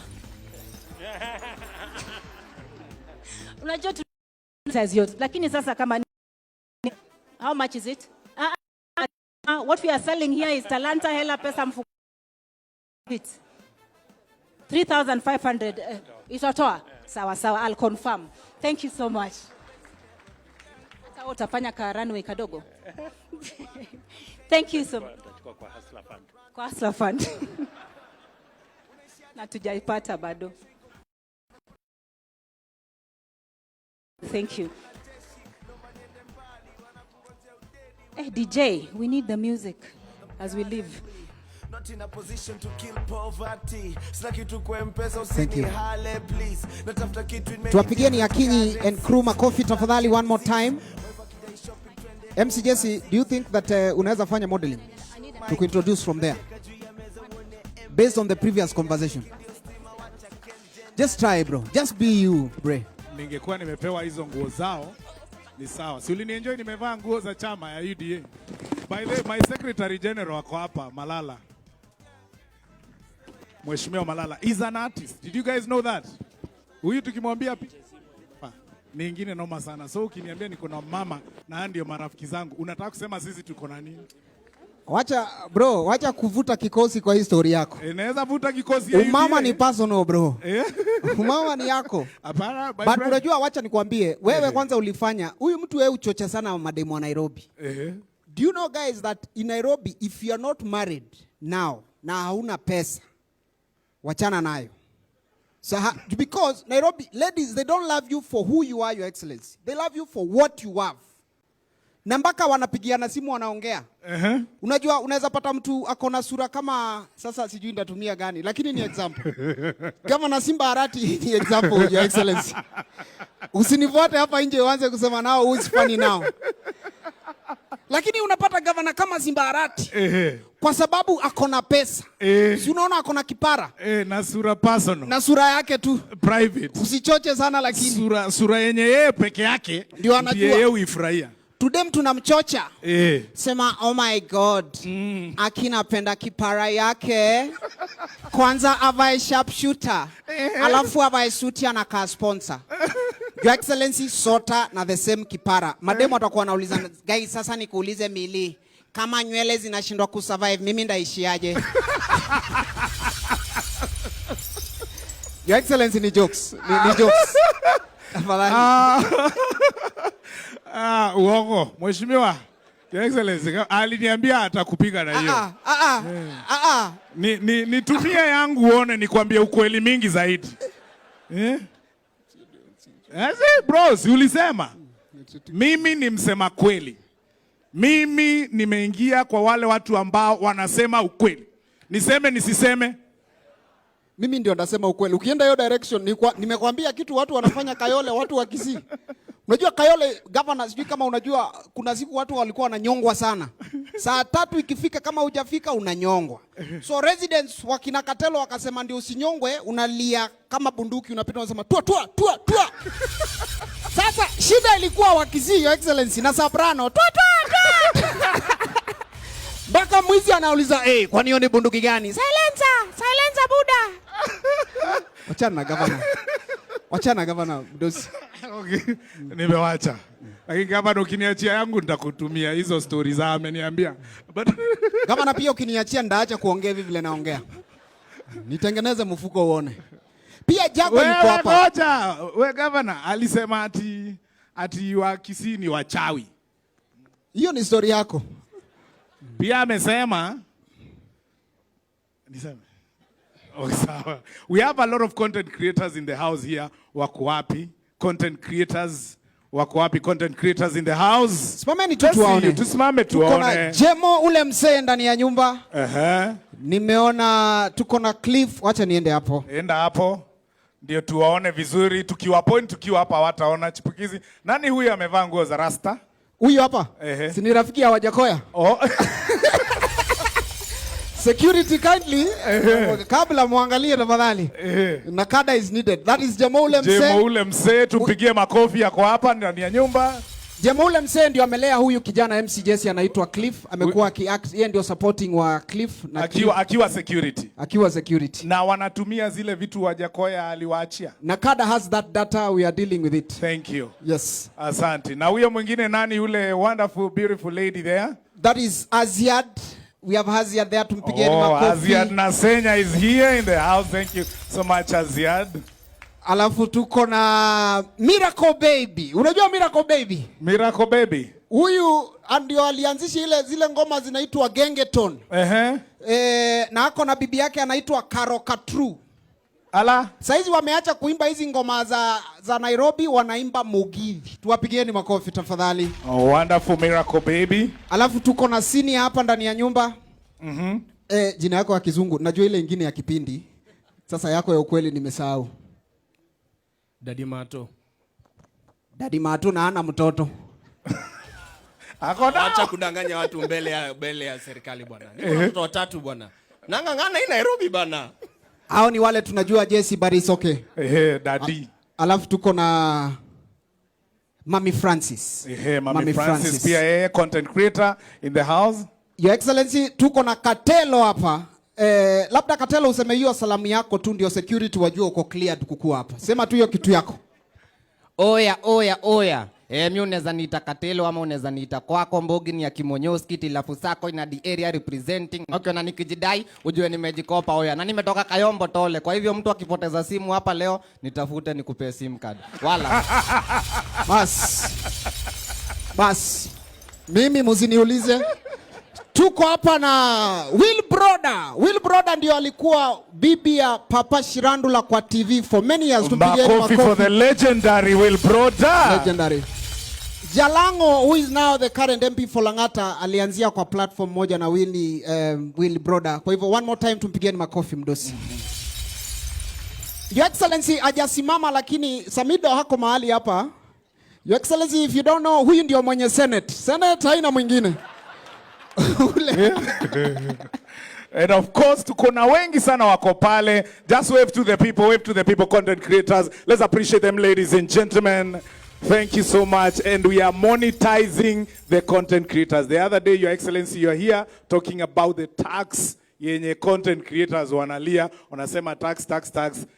Tutalipa kwa sababu Talanta Hela is going to monetize content creators. We are looking at the projection of collecting digital revenue for the talented people. We'll develop a system yenye tutakuwa tunaweza collect even revenues from everybody through Talanta Hela, and that way we'll be able to trace ni pesa ngapi imeingia.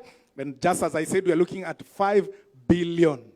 And then from there, vile ulisema tujipange kwanza, alafu utakuja baadaye.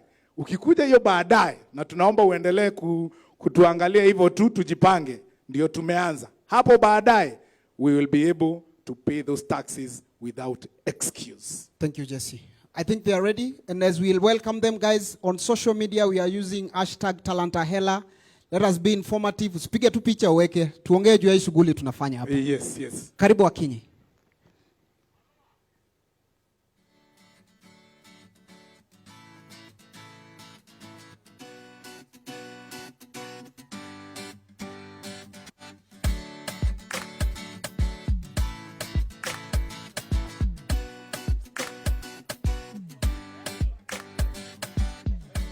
Every day is a brand new day. Every time that I see your face, you're my everything and anything that I would ever need in this world. Good evening, everybody. Good evening, all. Good evening. Okay. On stage is a very special category of designers in Kenya. And before we showcase what we have for you, I wanted the lady who has put everything together to come and explain to all of us what they have done. Your Excellency, the reason why we have taken this opportunity to come and explain what happens in the fashion space is because sometimes people don't understand us. Do you have a stylist, by the way, Waziri? Do you have a stylist? Who has a stylist in the congregation? 1, 2, 3. Oh my God. Only 3 stylists? Only 3 Kenyans in this whole tent have stylists. My goodness, we are doing badly. Now, we want to explain to you what the fashion value chain is. So a stylist is one who picks things together. You know, sometimes you don't have a shirt. Yeah? It's not your wife going to pick things or you. No. Get a stylist. Pesa mfukoni, you know. So they are actually Kenyans who have studied styling. And what we want to show you, so I don't want to talk much because there's a stylist who has put the look together. And I do want to spoil her work because as a designer, I can only design and then sometimes put things together. So help me welcome on stage one amazing lady who has not just studied in Kenya but also abroad. She has got masters in styling. Can you imagine? We need educators who are here. We need to up our game so that we have styling, masters. So on stage, let's have Siruma Mbare. Siruma. Weh! Suti ya pink. Ama hiyo ni kala gani? Pink. So Siruma, the stage is all yours. Thank you very much, Akinyi. So Siruma, how, you know, we were supposed to have a backstage show so that you see what's happening, the makeup going on and everything. But due to time or technical, we were not able to do it. So we just, let's just bring it here on stage. Yes. And I've been behind there. There's a number. We have models. Yes. We have makeup artists. Yes. We have hairstylists. We have a choreographer. So fashion I want to. Nah, I can't talk. Oh, shame on me. Explain because that's not my area. So I want to leave the stage. Educate Kenyans. Wow. Just what have you put together, and what are we expecting? Over to you, Siruma. Asante sana, Akinyi. Good afternoon, everybody. All protocol observed. My name is Siruma Mbare. As Akinyi has said, I am a professional fashion stylist, and I have been working in the Kenya fashion and film industries for over 10 years now. So what we have backstage is a collection. We are actually over 30 people who have been put together to actually prepare the fashion showcase you're about to watch. And what we want to present, Akinyi, is reimagining Kenya through fashion and culture. And so I'm very, very excited for you to see what's going to come out on the runway. And I really hope you will love and enjoy it. So, before you leave, mimi sitakuwa na maneno mingi. Kuna kizungu zingine siwezi elewa. But in the looks, did you consider different parts of Kenya, or are we just going to see? I mean, because, you know, our culture is very important to us. And very rich. They're very rich, so we expect something that is quite rich. Yes. Okay, Siruma. Now, the stage is mine. Kindly walk back as I do my work, and we're ready to show the fashion show. And the first look is from Agatha Oturi. So Agatha Oturi has put something together here, and we have the outfit is inspired by the Masai Moran. DJ.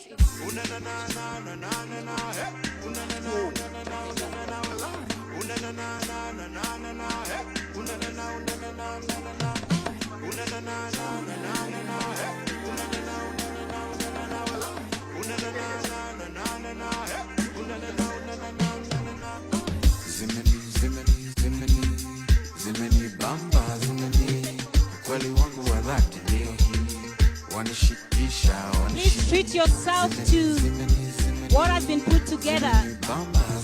I mean, it has taken days to do that beadwork. Nakutamani, nakuhitaji mama, siji kukosoa kwani uko poa mami. Run it up, back it up, wacha nikupende, oh yes. The next is Agatha.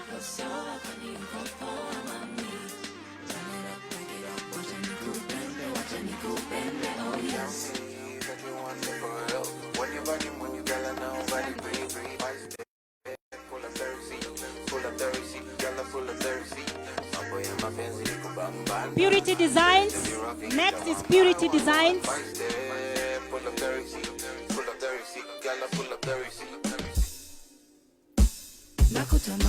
The next one is Khoisan. Khoisan.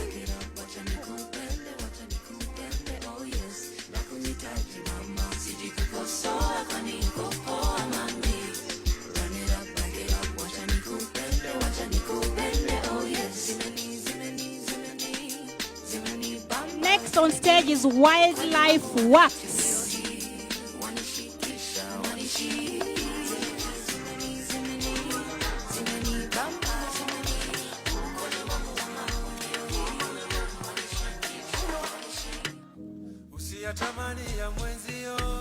The next on stage is Groom It Africa. I hope you're watching the creativity. Your Excellency, Sisal farming should be revived. As you can see, that bag is out of Sisal and a bit of banana fiber as well. And I want to believe with technology we are able to create fabrics, sustainable fabrics out of Sisal.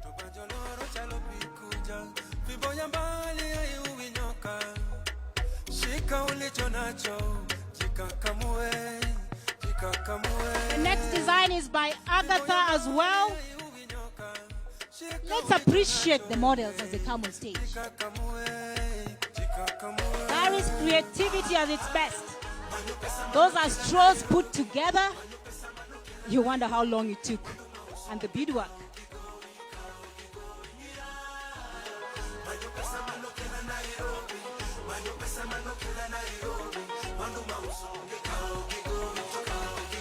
And then we have Africa Yuva. Wake up, then I grind on a daily. If you owe me money, then pay me. Oh, one thing you need to remember: don't mix business with pleasure. If you do, then you won't nacheza. Make a move, cause it's now or never. Bila hela, utape bwandogo. Saka hela, sabunya roho. There's something called Grand Finale. So they're going to do the last walk, as I also introduced the designers, the makeup artist, and the hairstylist as well. So on stage, you're going to have the grand finale of the creativity that has been put together with the young Kenyan designers. We have both male and female designers, and I hope you've been able to see some of the things. Ministry of Agriculture, kuna kazi. Cotton value chain, you know, that's something close to my heart. I know there's a cotton bill that is being worked on, how we're going to improve it. So that is a design. Every model is working with a designer.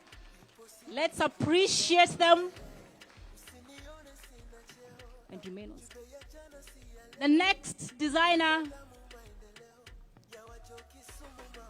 you know, designers fear stage. We always feel like we should just run away and leave the model. So leo nimewashika, me being one of them. You can even see the walking side, the difference. A model and a designer. Hakuna vile na coordinate. The next designer on stage, please.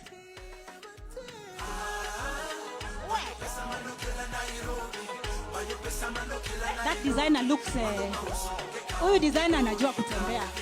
Sasa who is the designer, who is the model? Hey, queen. Hey.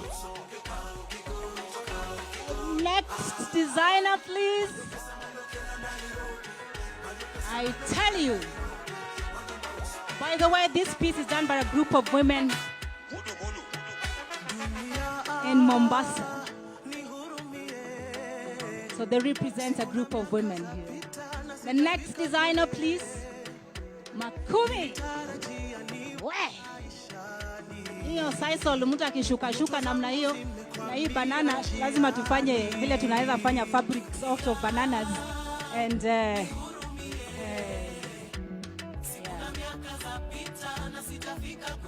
hiyo ni another designer who makes amazing pieces.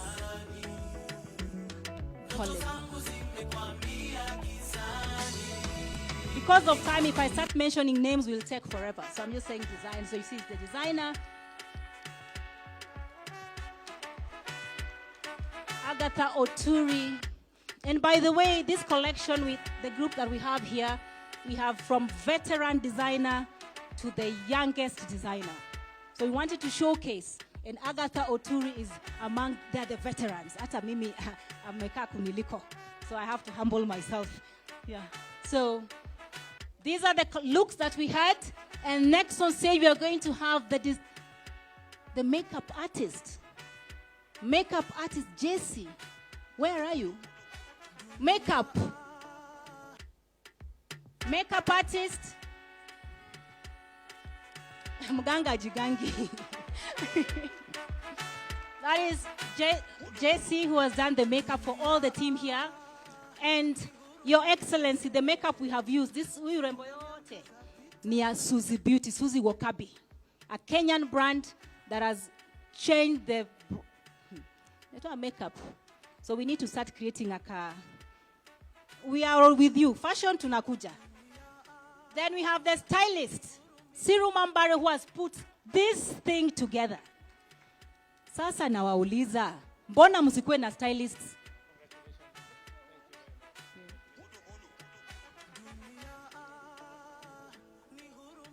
So hii salamu inamaanisha we are guaranteed support.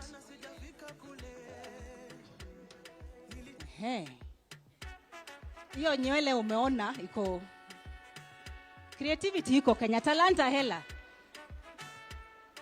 Umeona talents. Siru has put all this together. Thank you.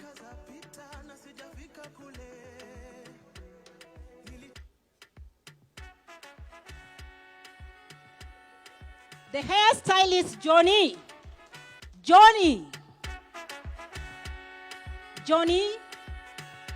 Sasa hairstylist hawa, unaona hata president ameshangaa hii nywele inasokotwa namna gani.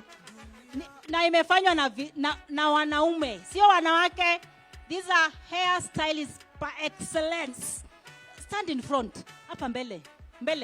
Muonekane. Nywele, hair. All the women who are here and men who would like to play it, yes, they are here. Na mmesalimia president. Our nywele, those are the ones for hair. Thank you so much. We appreciate. So our photo, is it long enough?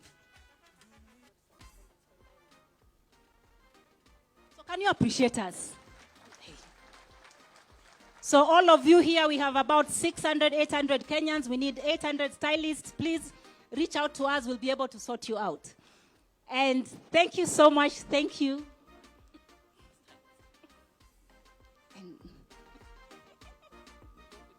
So we can now leave the stage. And there's the last part of the fashion space, which is the pageantry. So as we leave the stage, DJ.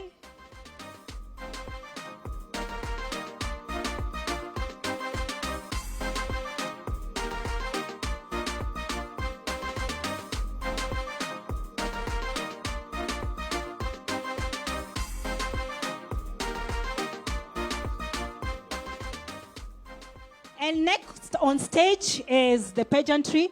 I know there was a bit of a problem explaining to the organized pageantry fashion show.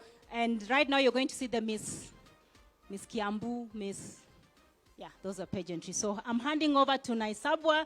Thank you so much, Kenyans, for watching. Thank you so much for supporting the industry. And I want to believe that we are able to work with you in creating different aspects of the industry space and making things better for Kenya. Buy Kenya, build Kenya. Thank you. Naisabwa. All right, so the next segment is pageantry. When it comes to fashion and modeling, this is where they come together. So without further ado, allow me to introduce our Kenyan representatives, guys who have represented us internationally on big stages, wearing crowns and looking as good as they can. So coming first, 6 years of age. She's called Ira. Please, Ira, make your way to the stage.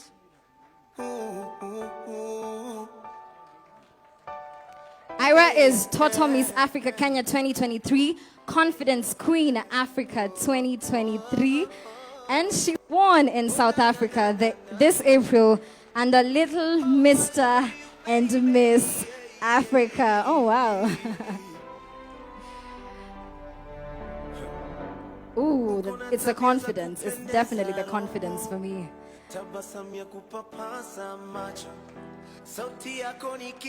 Joining us on stage is another youngin, Ian Mushila, 10 years old. He's in year 5 and he's currently Little Mr. Africa Kenya 2023. And Mr. Photogenic, I see, Mr. Popularity. He has a couple of crowns on his name. And he was also crowned and he won in South Africa this April, Mr. Cultural Diversity. See, pageantry is not only for adults, even youngins are represented, and this is what creativity is all about. This is what art is all about.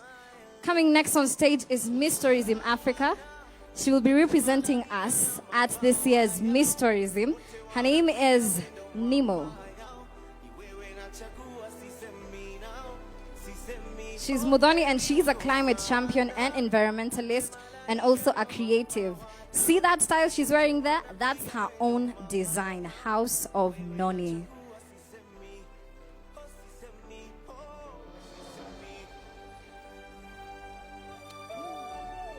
All right, making her way to the stage is Angelina Kite, also a crown holder right now. She's Miss Environment Golden Skin Kenya. She's advocating on awareness on importance of an inclusive society where all people with disabilities feel they belong. A round of applause for her, please.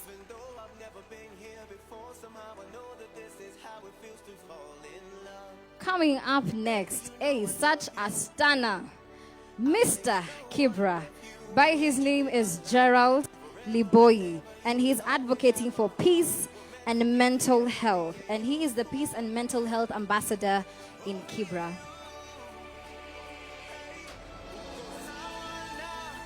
Making her way all the way from the blue economy, Miss Isambo. Ruth Wabire advocates for sustainable development, environmental conservation, economic prosperity, and cultural preservation globally. This is Miss Isambo, everyone. Ooh, I love the yellow. All right, coming next is Mr. Birmingham. I did not know this crown existed, but this is such a huge title to hold right now. Mr. Birmingham is called Desmond Rayola, and his Mr. Birmingham Creativity 2022. His pageant course is empowering and educating youths through fashion, creativity, and majorly defining the face of industrialization. Coming next, after Mr. Birmingham, is Bruce Matheka, Man of the World, Kenya.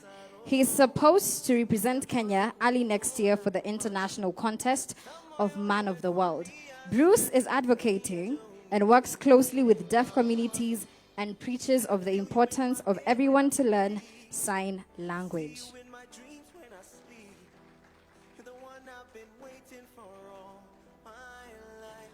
Follow him closely is Celestine Awor Otieno, Universal Woman Kenya, and now Universal Woman Elegance. After scooping 2 awards in cultural presentation and top best social project advocating for adaptation and mitigation to the effects of climate change through farming.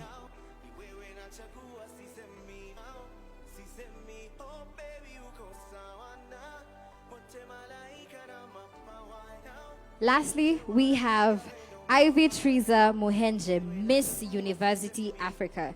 She's a current Miss University Africa Kenya from the Cooperative University of Kenya, who's very passionate in advocating for women empowerment through decent dressing code. She'll be going to represent Kenya in Abuja, Nigeria for Miss University Africa in August.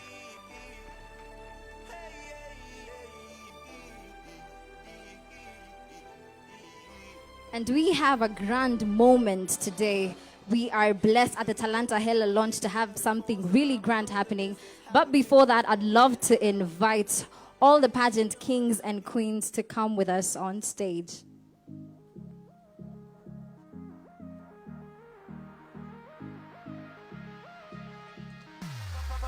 Papa said I will find you and now I see.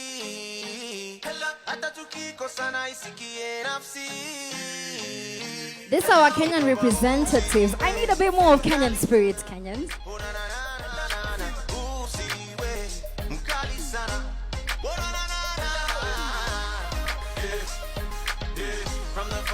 I looked in your eyes, I knew. Shinski. Loving you feels like destiny. Zawadi yangu sauti yako. Even a rich man envies me. Utajiri wangu tabia zako. I wish I could give you the world.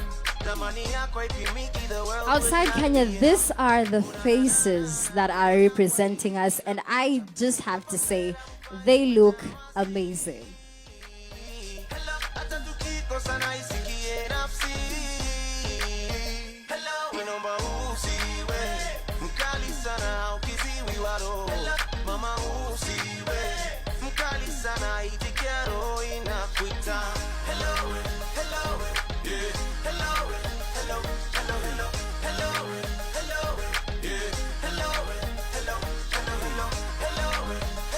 All these designs they're wearing today, by the way, have been made by Kenyans. As Akinyi said, we are championing for Kenya and made in Kenya. This is amazing work of our fellow guys and our fellow creatives in the tailoring and fashion space. Nimekuchagua wewe, nikupende. Mama, sitaki mwingine, aushi usiniache, usinitende. Mama, usipende mwingine. Moyo wangu ni mwepesi, umenikalia chapati, nafanya vituko kama chizi, kukupenda. Your Excellency, my President, I'm kindly requesting for you to come and hand over the flag to the lady who will be representing us this year at Miss World Kenya. Karibu sana Shantu Kwamboka.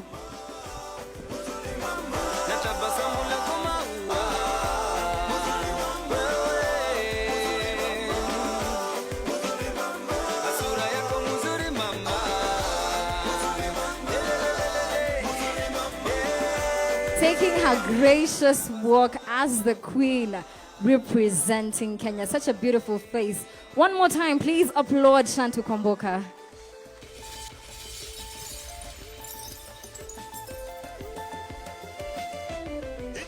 All right, this is the grand time where Shantu gets to be handed the flag to represent Kenya. Congratulations, Shantu Kwamboka.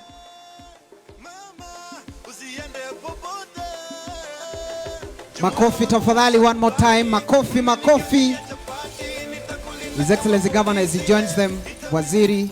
Makofi, let's appreciate them one more time, ladies and gentlemen. Well done.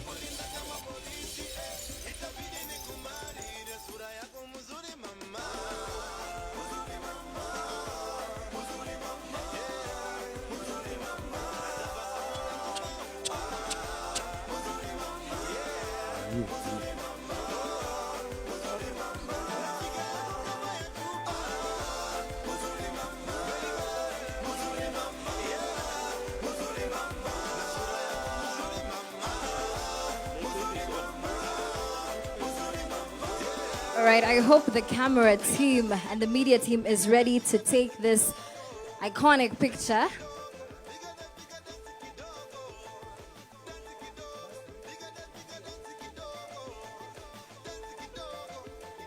Hey, thank you, Sana, Your Excellency, for gracing us.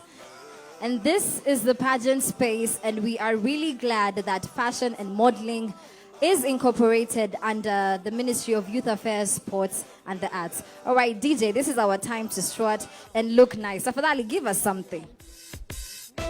Nimekuchagua wewe, nikupende.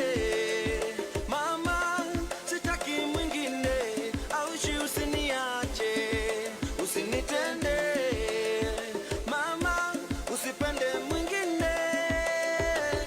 Moyo wangu ni mwepesi, umenikalia chapati, nafanya vituko kama chizi, kukupenda sitasizi. Moyo wangu ni mwepesi, umenikalia chapati, nafanya vituko kama chizi, kukupenda sitasizi.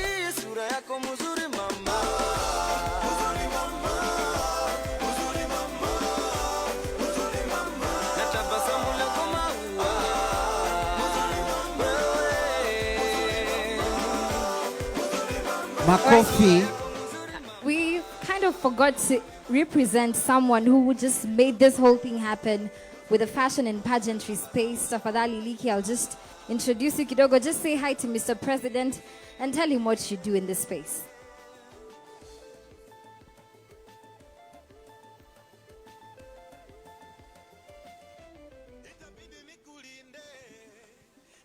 Thank you very much. Protocol observed. His Excellency the President, Chief CS, Waziri, thank you very much for giving us this space. And Governors, Cabinet, and protocol observed. My name is Liki Odera. I've been in this space for 25 years. Every year we send a representative to represent Kenya in Miss World and Miss Universe. People haven't understood that Miss World and Miss Universe can only be compared to the World Cup opening and closing. There are 2.3 billion people that watch this live. And every other time, they don't call the name, but they call Kenya. And most of the time, we don't get this opportunity to be able to talk to leadership. This time round, we'll be given this opportunity to talk to the president. And we are sure we're going to bring this crown back, and this will be an opportunity for us. I would like to just say hello to Mr. President. Thank you, sir. Asante. Yes. Asante. Thank you. Yeah, Asante. Mr. President has said you have our support, and we are happy. We lost an opportunity to host an African event this year to Ghana, but I would like to ask Waziri, because the President has agreed, that 2024, we are going to host Beauty of Africa International Pageant in Kenya. So we'll have 54 countries here, by the youth, for the youth. Thank you very much. Tumpigie makofi one more time, ladies and gentlemen. Well done, sir. By the way, Chipukizi, just a point of information. Yes. Do you guys know the difference between fashion and beauty pageants? Do you know? Na mmeonyeshwa. Mnajua? Wavinyo unajua, wewe ni mrembo. Nauliza wale majamaa wako huku. Fashion ni wale wasichana unaona kwa TV wakienda ile. Wale wako serious. Yes. Beauty. Yes. Ni hii kale kamsichana uliona. Yes. Beauty ni ya. Hakuna kitu umetuambia lakini ni sawa tu. All right, Chipukizi, we are still continuing with this Talanta Hela. And of course, remember, the hashtag is Talanta Hela. Make sure you tweet and hashtag is Talanta Hela. And the people need to know that you're monetizing talent from today henceforth. And next on stage, Chipukizi, we are bringing Kinanani. We are bringing FBI dancers. Your Excellency, these guys have represented Kenya in so many ways. You have supported them from way far, and now they are here with us tonight. Ladies and gentlemen, ukiangalia kwa screen hiyo ni safari yao na His Excellency, and they have been doing very well. If you're ready, FBI dancers, tuwapigeni makofi wanapoingia jukwani. International superstars, our very own MC Jesse. Yes, and it needs to be known that since they started dancing, this is a testimony to them. They have told me to say this. They have always been supported by His Excellency President William Samoei Ruto. Wakikosa, unaangalia hapo. Si mnaona support? Wakikosa, mpaka akavaa kama jeshi. So that is FBI, always traveling, and Your Excellency, they wanted to say thank you for always paying their flights to the United States of America. Karibuni sasa.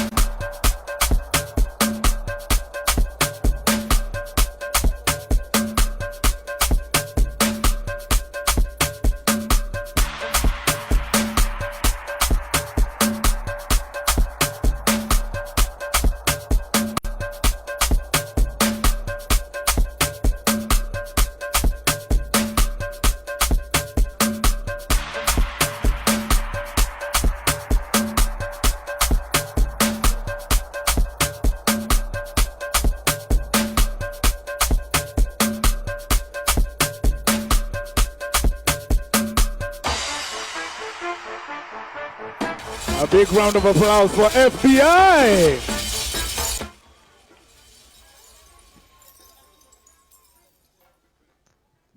Nafikiri ni vizuri kabla waondoke tuwaulize maswali mbili tatu. MC Jesse nisaidie na hiyo microphone. Tutaanza na mrembo hapo. How does it feel ukingangana na wanajeshi kama hawa as a lady? How has that journey been for you? What a man can do, a woman can do better. Right? Yeah, so I just want to say thanks. Thank you so much. So 2018, 2019, you supported, you blessed us. We went to represent not only Kenya, but Africa in the World Dance Olympic in states. And we won the best cultural acts 2 times. So we are super happy to see you because we haven't got the chance to meet you so that we can tell you that because of you, we won, not only for Kenya, but Africa. So thank you so much. And also, Talanta Hela, thank you for this amazing opportunity. And I know it's going to open a lot of doors for the dancers at large. So God bless you so much and everyone. Thank you. Asante. Let me ask you, bro. Now that you've traveled the world, umekuwa Kenya, if field ya dancing, how do you see it? Is it a field that mtu wako mtaani Shags anaweza jiingiza na ajijenge na ajenge familia yake na ajenge pia country yetu? Okay, so asante sana for the question. The best thing about dance, watu wengi content creators wengi ni dancers. We've seen on TikTok, we've seen on Instagram, content creators wengi sana ni dancers. And if kama ule mtu mwenye si dancer, pia yuko inspired sana kukuwa dancer just by watching us dancers do what we are doing. So we are encouraging more and more people wafanye dance, and then the best thing is we can monetize it. Us guys, this is our career. Like hakuna mtu akona job ingine apart from us guys dancing. So everyone can make it through talent and dance. Asante sana. Tuwapigieni makofi. Thank you so much, guys. God bless you. Well done, well done, well done. One more time, let's appreciate FBI dancers.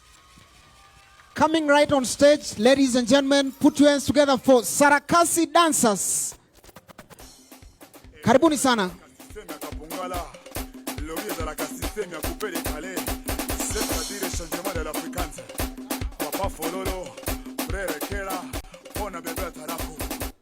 Leo kuna moto, kuna waka, kuna moto. Tunakata mpaka chini,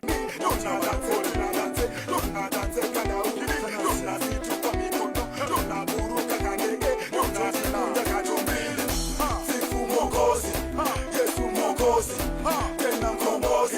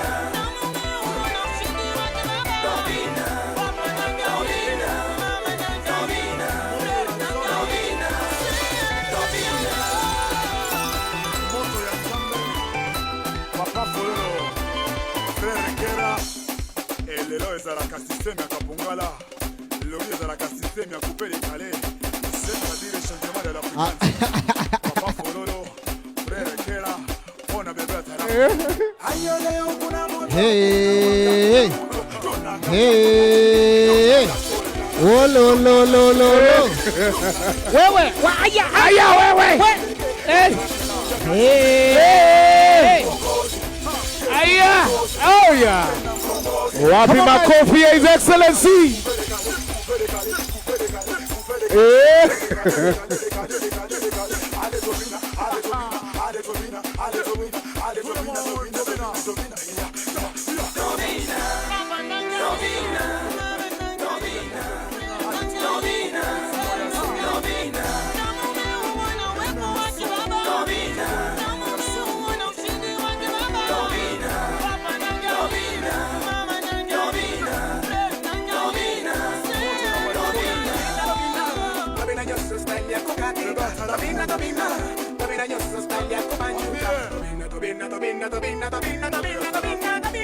Makofi kwao, ladies and gentlemen. Black Heroes. Aya, aya. Makofi zaidi kwa acrobats, ladies and gentlemen. Chipukizi. Mdosi. Kwa nini hawajachukua Musalia? Wewe wacha mambo mingi wewe. Wewe wacha maneno mingi bwana. Si wangemchukua. Si wangemchukua nione. Unadhani ati ingeendelea? Ingebomoka wa kwanza hapo. Umesema tungeona earthquake. Earthquake. MC Jesse. Yes. Unajua mshahara yangu ijaingia bado, kwa hivyo usichome sana ndugu yangu. But kichipukizi, so that people can get to know Talanta Hela and acrobats. What actually, I know some of you that drive around these suburbs, munakutangananga na acrobats wako kwa roundabout. Wanaruka alafu wanachangiwa kidogo. We want to make sure that hiyo kitu haifanyiki tena.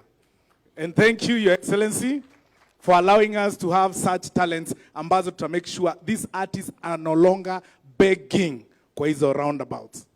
CS na Mwamba najua unawajua wote, ako na list na mtawapata kwa barabara tena. Chipukizi. Coming on stage right now is a football juggler. These people, they have gone all over the world, and this coming 25th November we'll be hosting World Freestyle Football. So ladies and gentlemen, introducing our jugglers here, and they will be played, the mix master who is playing is visually impaired. Anapenda kujiita the blind mix master. Tumpigieni makofi tafadhali. Na ameniambia Jesse, ile collabo His Excellency alifanya pale na Motif Don iko tayari. Iko tayari tuisikie? DJ.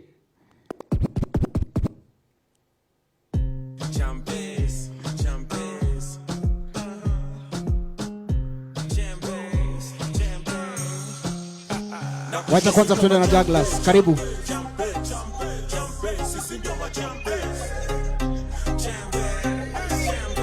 Big shout out to Vince on the beat jack. I had to do this for the fans' sake.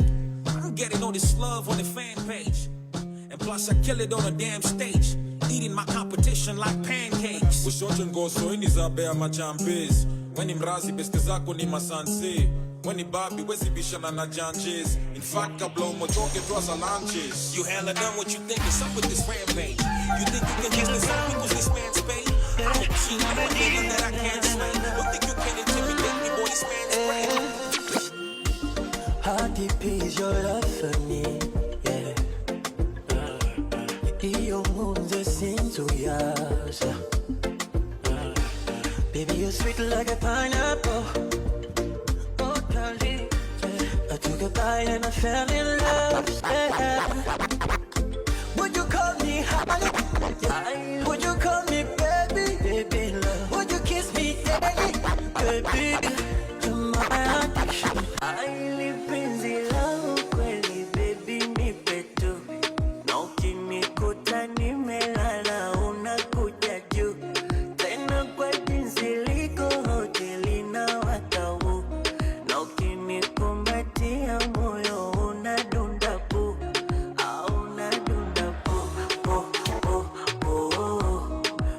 Unadunda pu, pu, pu, pu. Moyo unadunda pu, pu, pu, pu. Hey.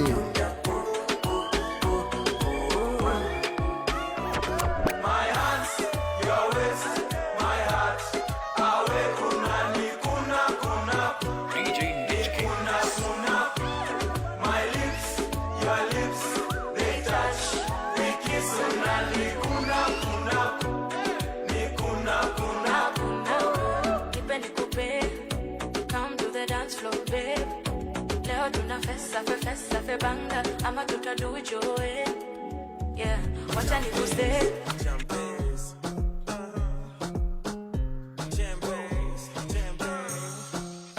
Na kusho si kama jambe, jambe, jambe, jambe, jambe. Sisi ndio majambe. Big shout out to Vince on the beat jack. I had to do this for the fans' sake. I'm getting all this love on the fan page. And plus I kill it on a damn stage. Eating my competition like pancakes. So ini za bea machampes. Weni mrazi beste zako ni masanse. Weni Bobby wezi bishana na janches. In fact, I blow my talk it was a Wapi makofi ya Gatuso na Kamanda one more time. Gatuso representing World Freestyle Football. Now you can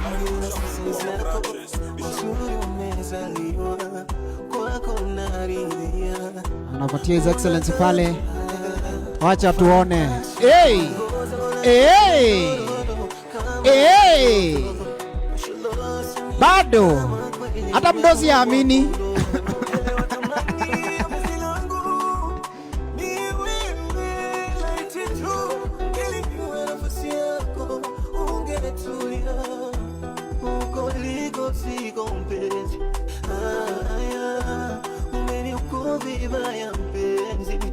Wapigeni makofi, ladies and gentlemen. Well done. MC Jesse. Chipukizi. Pia tupigeni huu DJ wao. Ametuonyesha kwamba yeye hata vile aliumbwa na Mungu bado hiyo sio haimzuii kufanya mambo. Tumpigieni makofi tafadhali. Well done, sir. And so Talanta Hela is about harnessing the talents of each and every person in the country, regardless of your situation and who you are. And that is why even the content creators in this country, hatubagui ni nani. Yes. Kama leo hata His Excellency amekuwa content creator. Imagine. DJ, are you ready with that video we see? Kunayo ameimba? Ama amerekodi? Twende kazi. Talanta Hela, black, red and green. Talanta Hela. Talanta Hela, black, red and green. Talanta Hela. Pulo. Ala. Hapo tukitafuta Steve Simple Boy aongeze verse. Mdosi yuko na ngoma. MC Jesse. Kwa hivyo Talanta Hela umesema pia yeye tumscout. Tumscout kindly. Kukimbia hiyo anaweza. Yes. Hata alikimbia hii mpaka State House.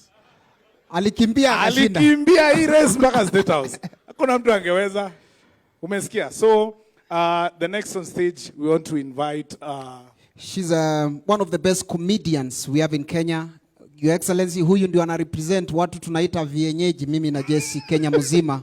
Wapi makofi shangwe za Awinja in the building. Karibu sana Awinja. Awinja.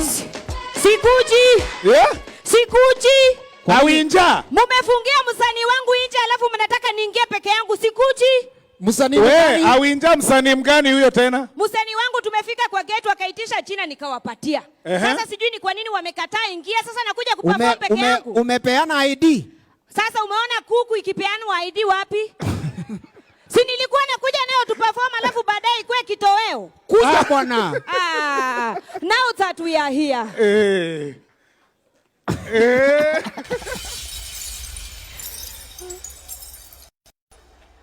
Umekuja. Habari ya kila mtu. Muko asima. His Excellency, hello. Ango Mutavadi uvendi. Mimi msione hivi, mimi sio mtu hivi. Mimi na mheshimiwa Musalia Mudavadi tunatoka Sabatia wote. Yaani sisi ni machirani. Satile yako kwa balkoni yake anasukua meno. Mimi niko hapo kando natoa kuku zangu naambia Ango hello. Hata wewe ulipata ile credit ya 20 papu ulikuwa umeniitisha asubuhi. Yeah, like feel free, usikuwe na embarrass yoyote. Kama ukiwa na shida yote call me. Sisi wa Marakoli hatunanga chuki. Otherwise now that we are here, His Excellency, najua kuna finance bill. Ni sawa. Hata mimi nimekaa chini na task force yangu, tukazungumza na committee na tuka come up na Awinja's finance bill. Na hii hapa sana sana inaenda kugusia kina mama, italinda kina mama na ilinde ndoa zetu. Si kina mama ni hivyo? Kwa sababu wacheni niwaambie, nataka mni back up. Hii inatuhusu kwa sana. Kina mama Kina mama. Asante sana. So Your Excellency, so number 1 of Awinja's finance bill. Najua tumelia sana kama content creators. Tumesema pale kwa entertainment haki mnatuumisa, ni ukweli. Lakini sasa mimi nataka kukuambia mahali kuko na pesa kwa entertainment. Sasa sisi kama kina mama tunasema, unaona kwa hizi vinyosi mnaenda, unapata mzee wangu ananyolewa 20 minutes lakini anakandwa for 5 hours. 5 hours! Mtu anakandwa 5 hours amekaa tu kichwa wapi? Unaona? Wanachua. Nimeona sura zenyu kabisa. Hapo ndio sisi tunasema hapo kwa massage weka 70%.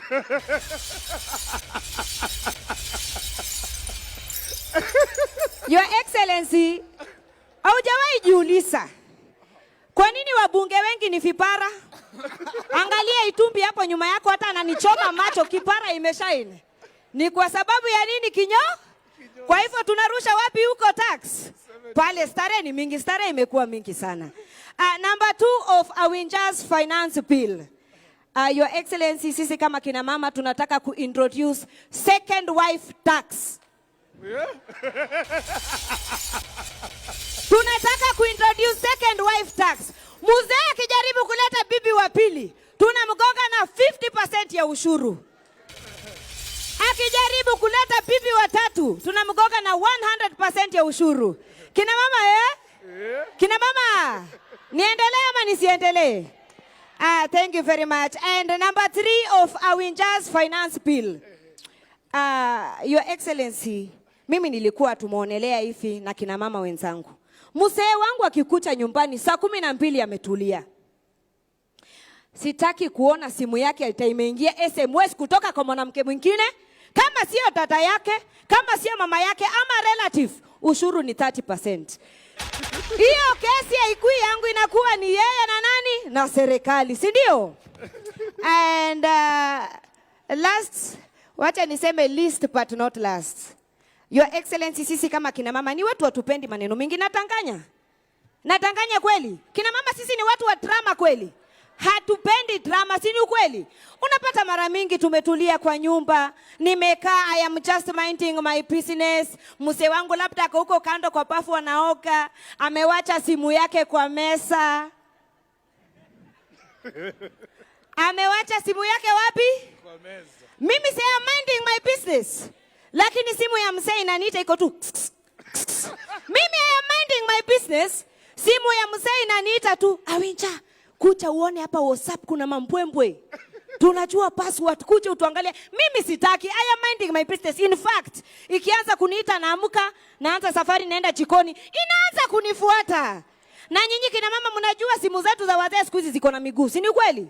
Simu inanifuata mpaka jikoni. Simu inanifungua mpaka macho. Inanisomesha message, inaniingiza WhatsApp. Mimi sijaigusa. Na end up nimeona messages samse na vitu zingine za ajabu sitaki kusema.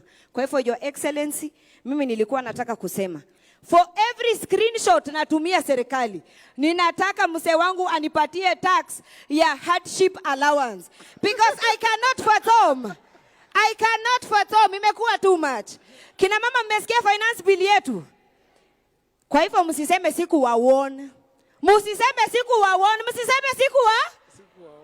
Okay, and as of those of Awinja's finance bill say aye. The ayes have it. Thank you very much. Wapi makofi ya Awinja, ladies and gentlemen. Superstar wetu huyu. Ala? Ebu pande hiyo ingine. Finance. Hii nilikuwa nataka nani ndio mutafati yesi kuelewa. Na babu pia elewe. Na Oparanya pia yesi kuelewa. We are very accommodative in this finance bill. Asante sana. Makofi ya Awinja, ladies and gentlemen. Umeona mambo ya Waluya? Unajua Jesse, Mluya ni mtu akikula usimuulize kama umeshiba. Namwambia umechoka. Ndio unaona ako na dhamos hapa. Finance bill. Alright, tuendelee bana. Before we call the next guy, nimeambiwa pia tuko na msanii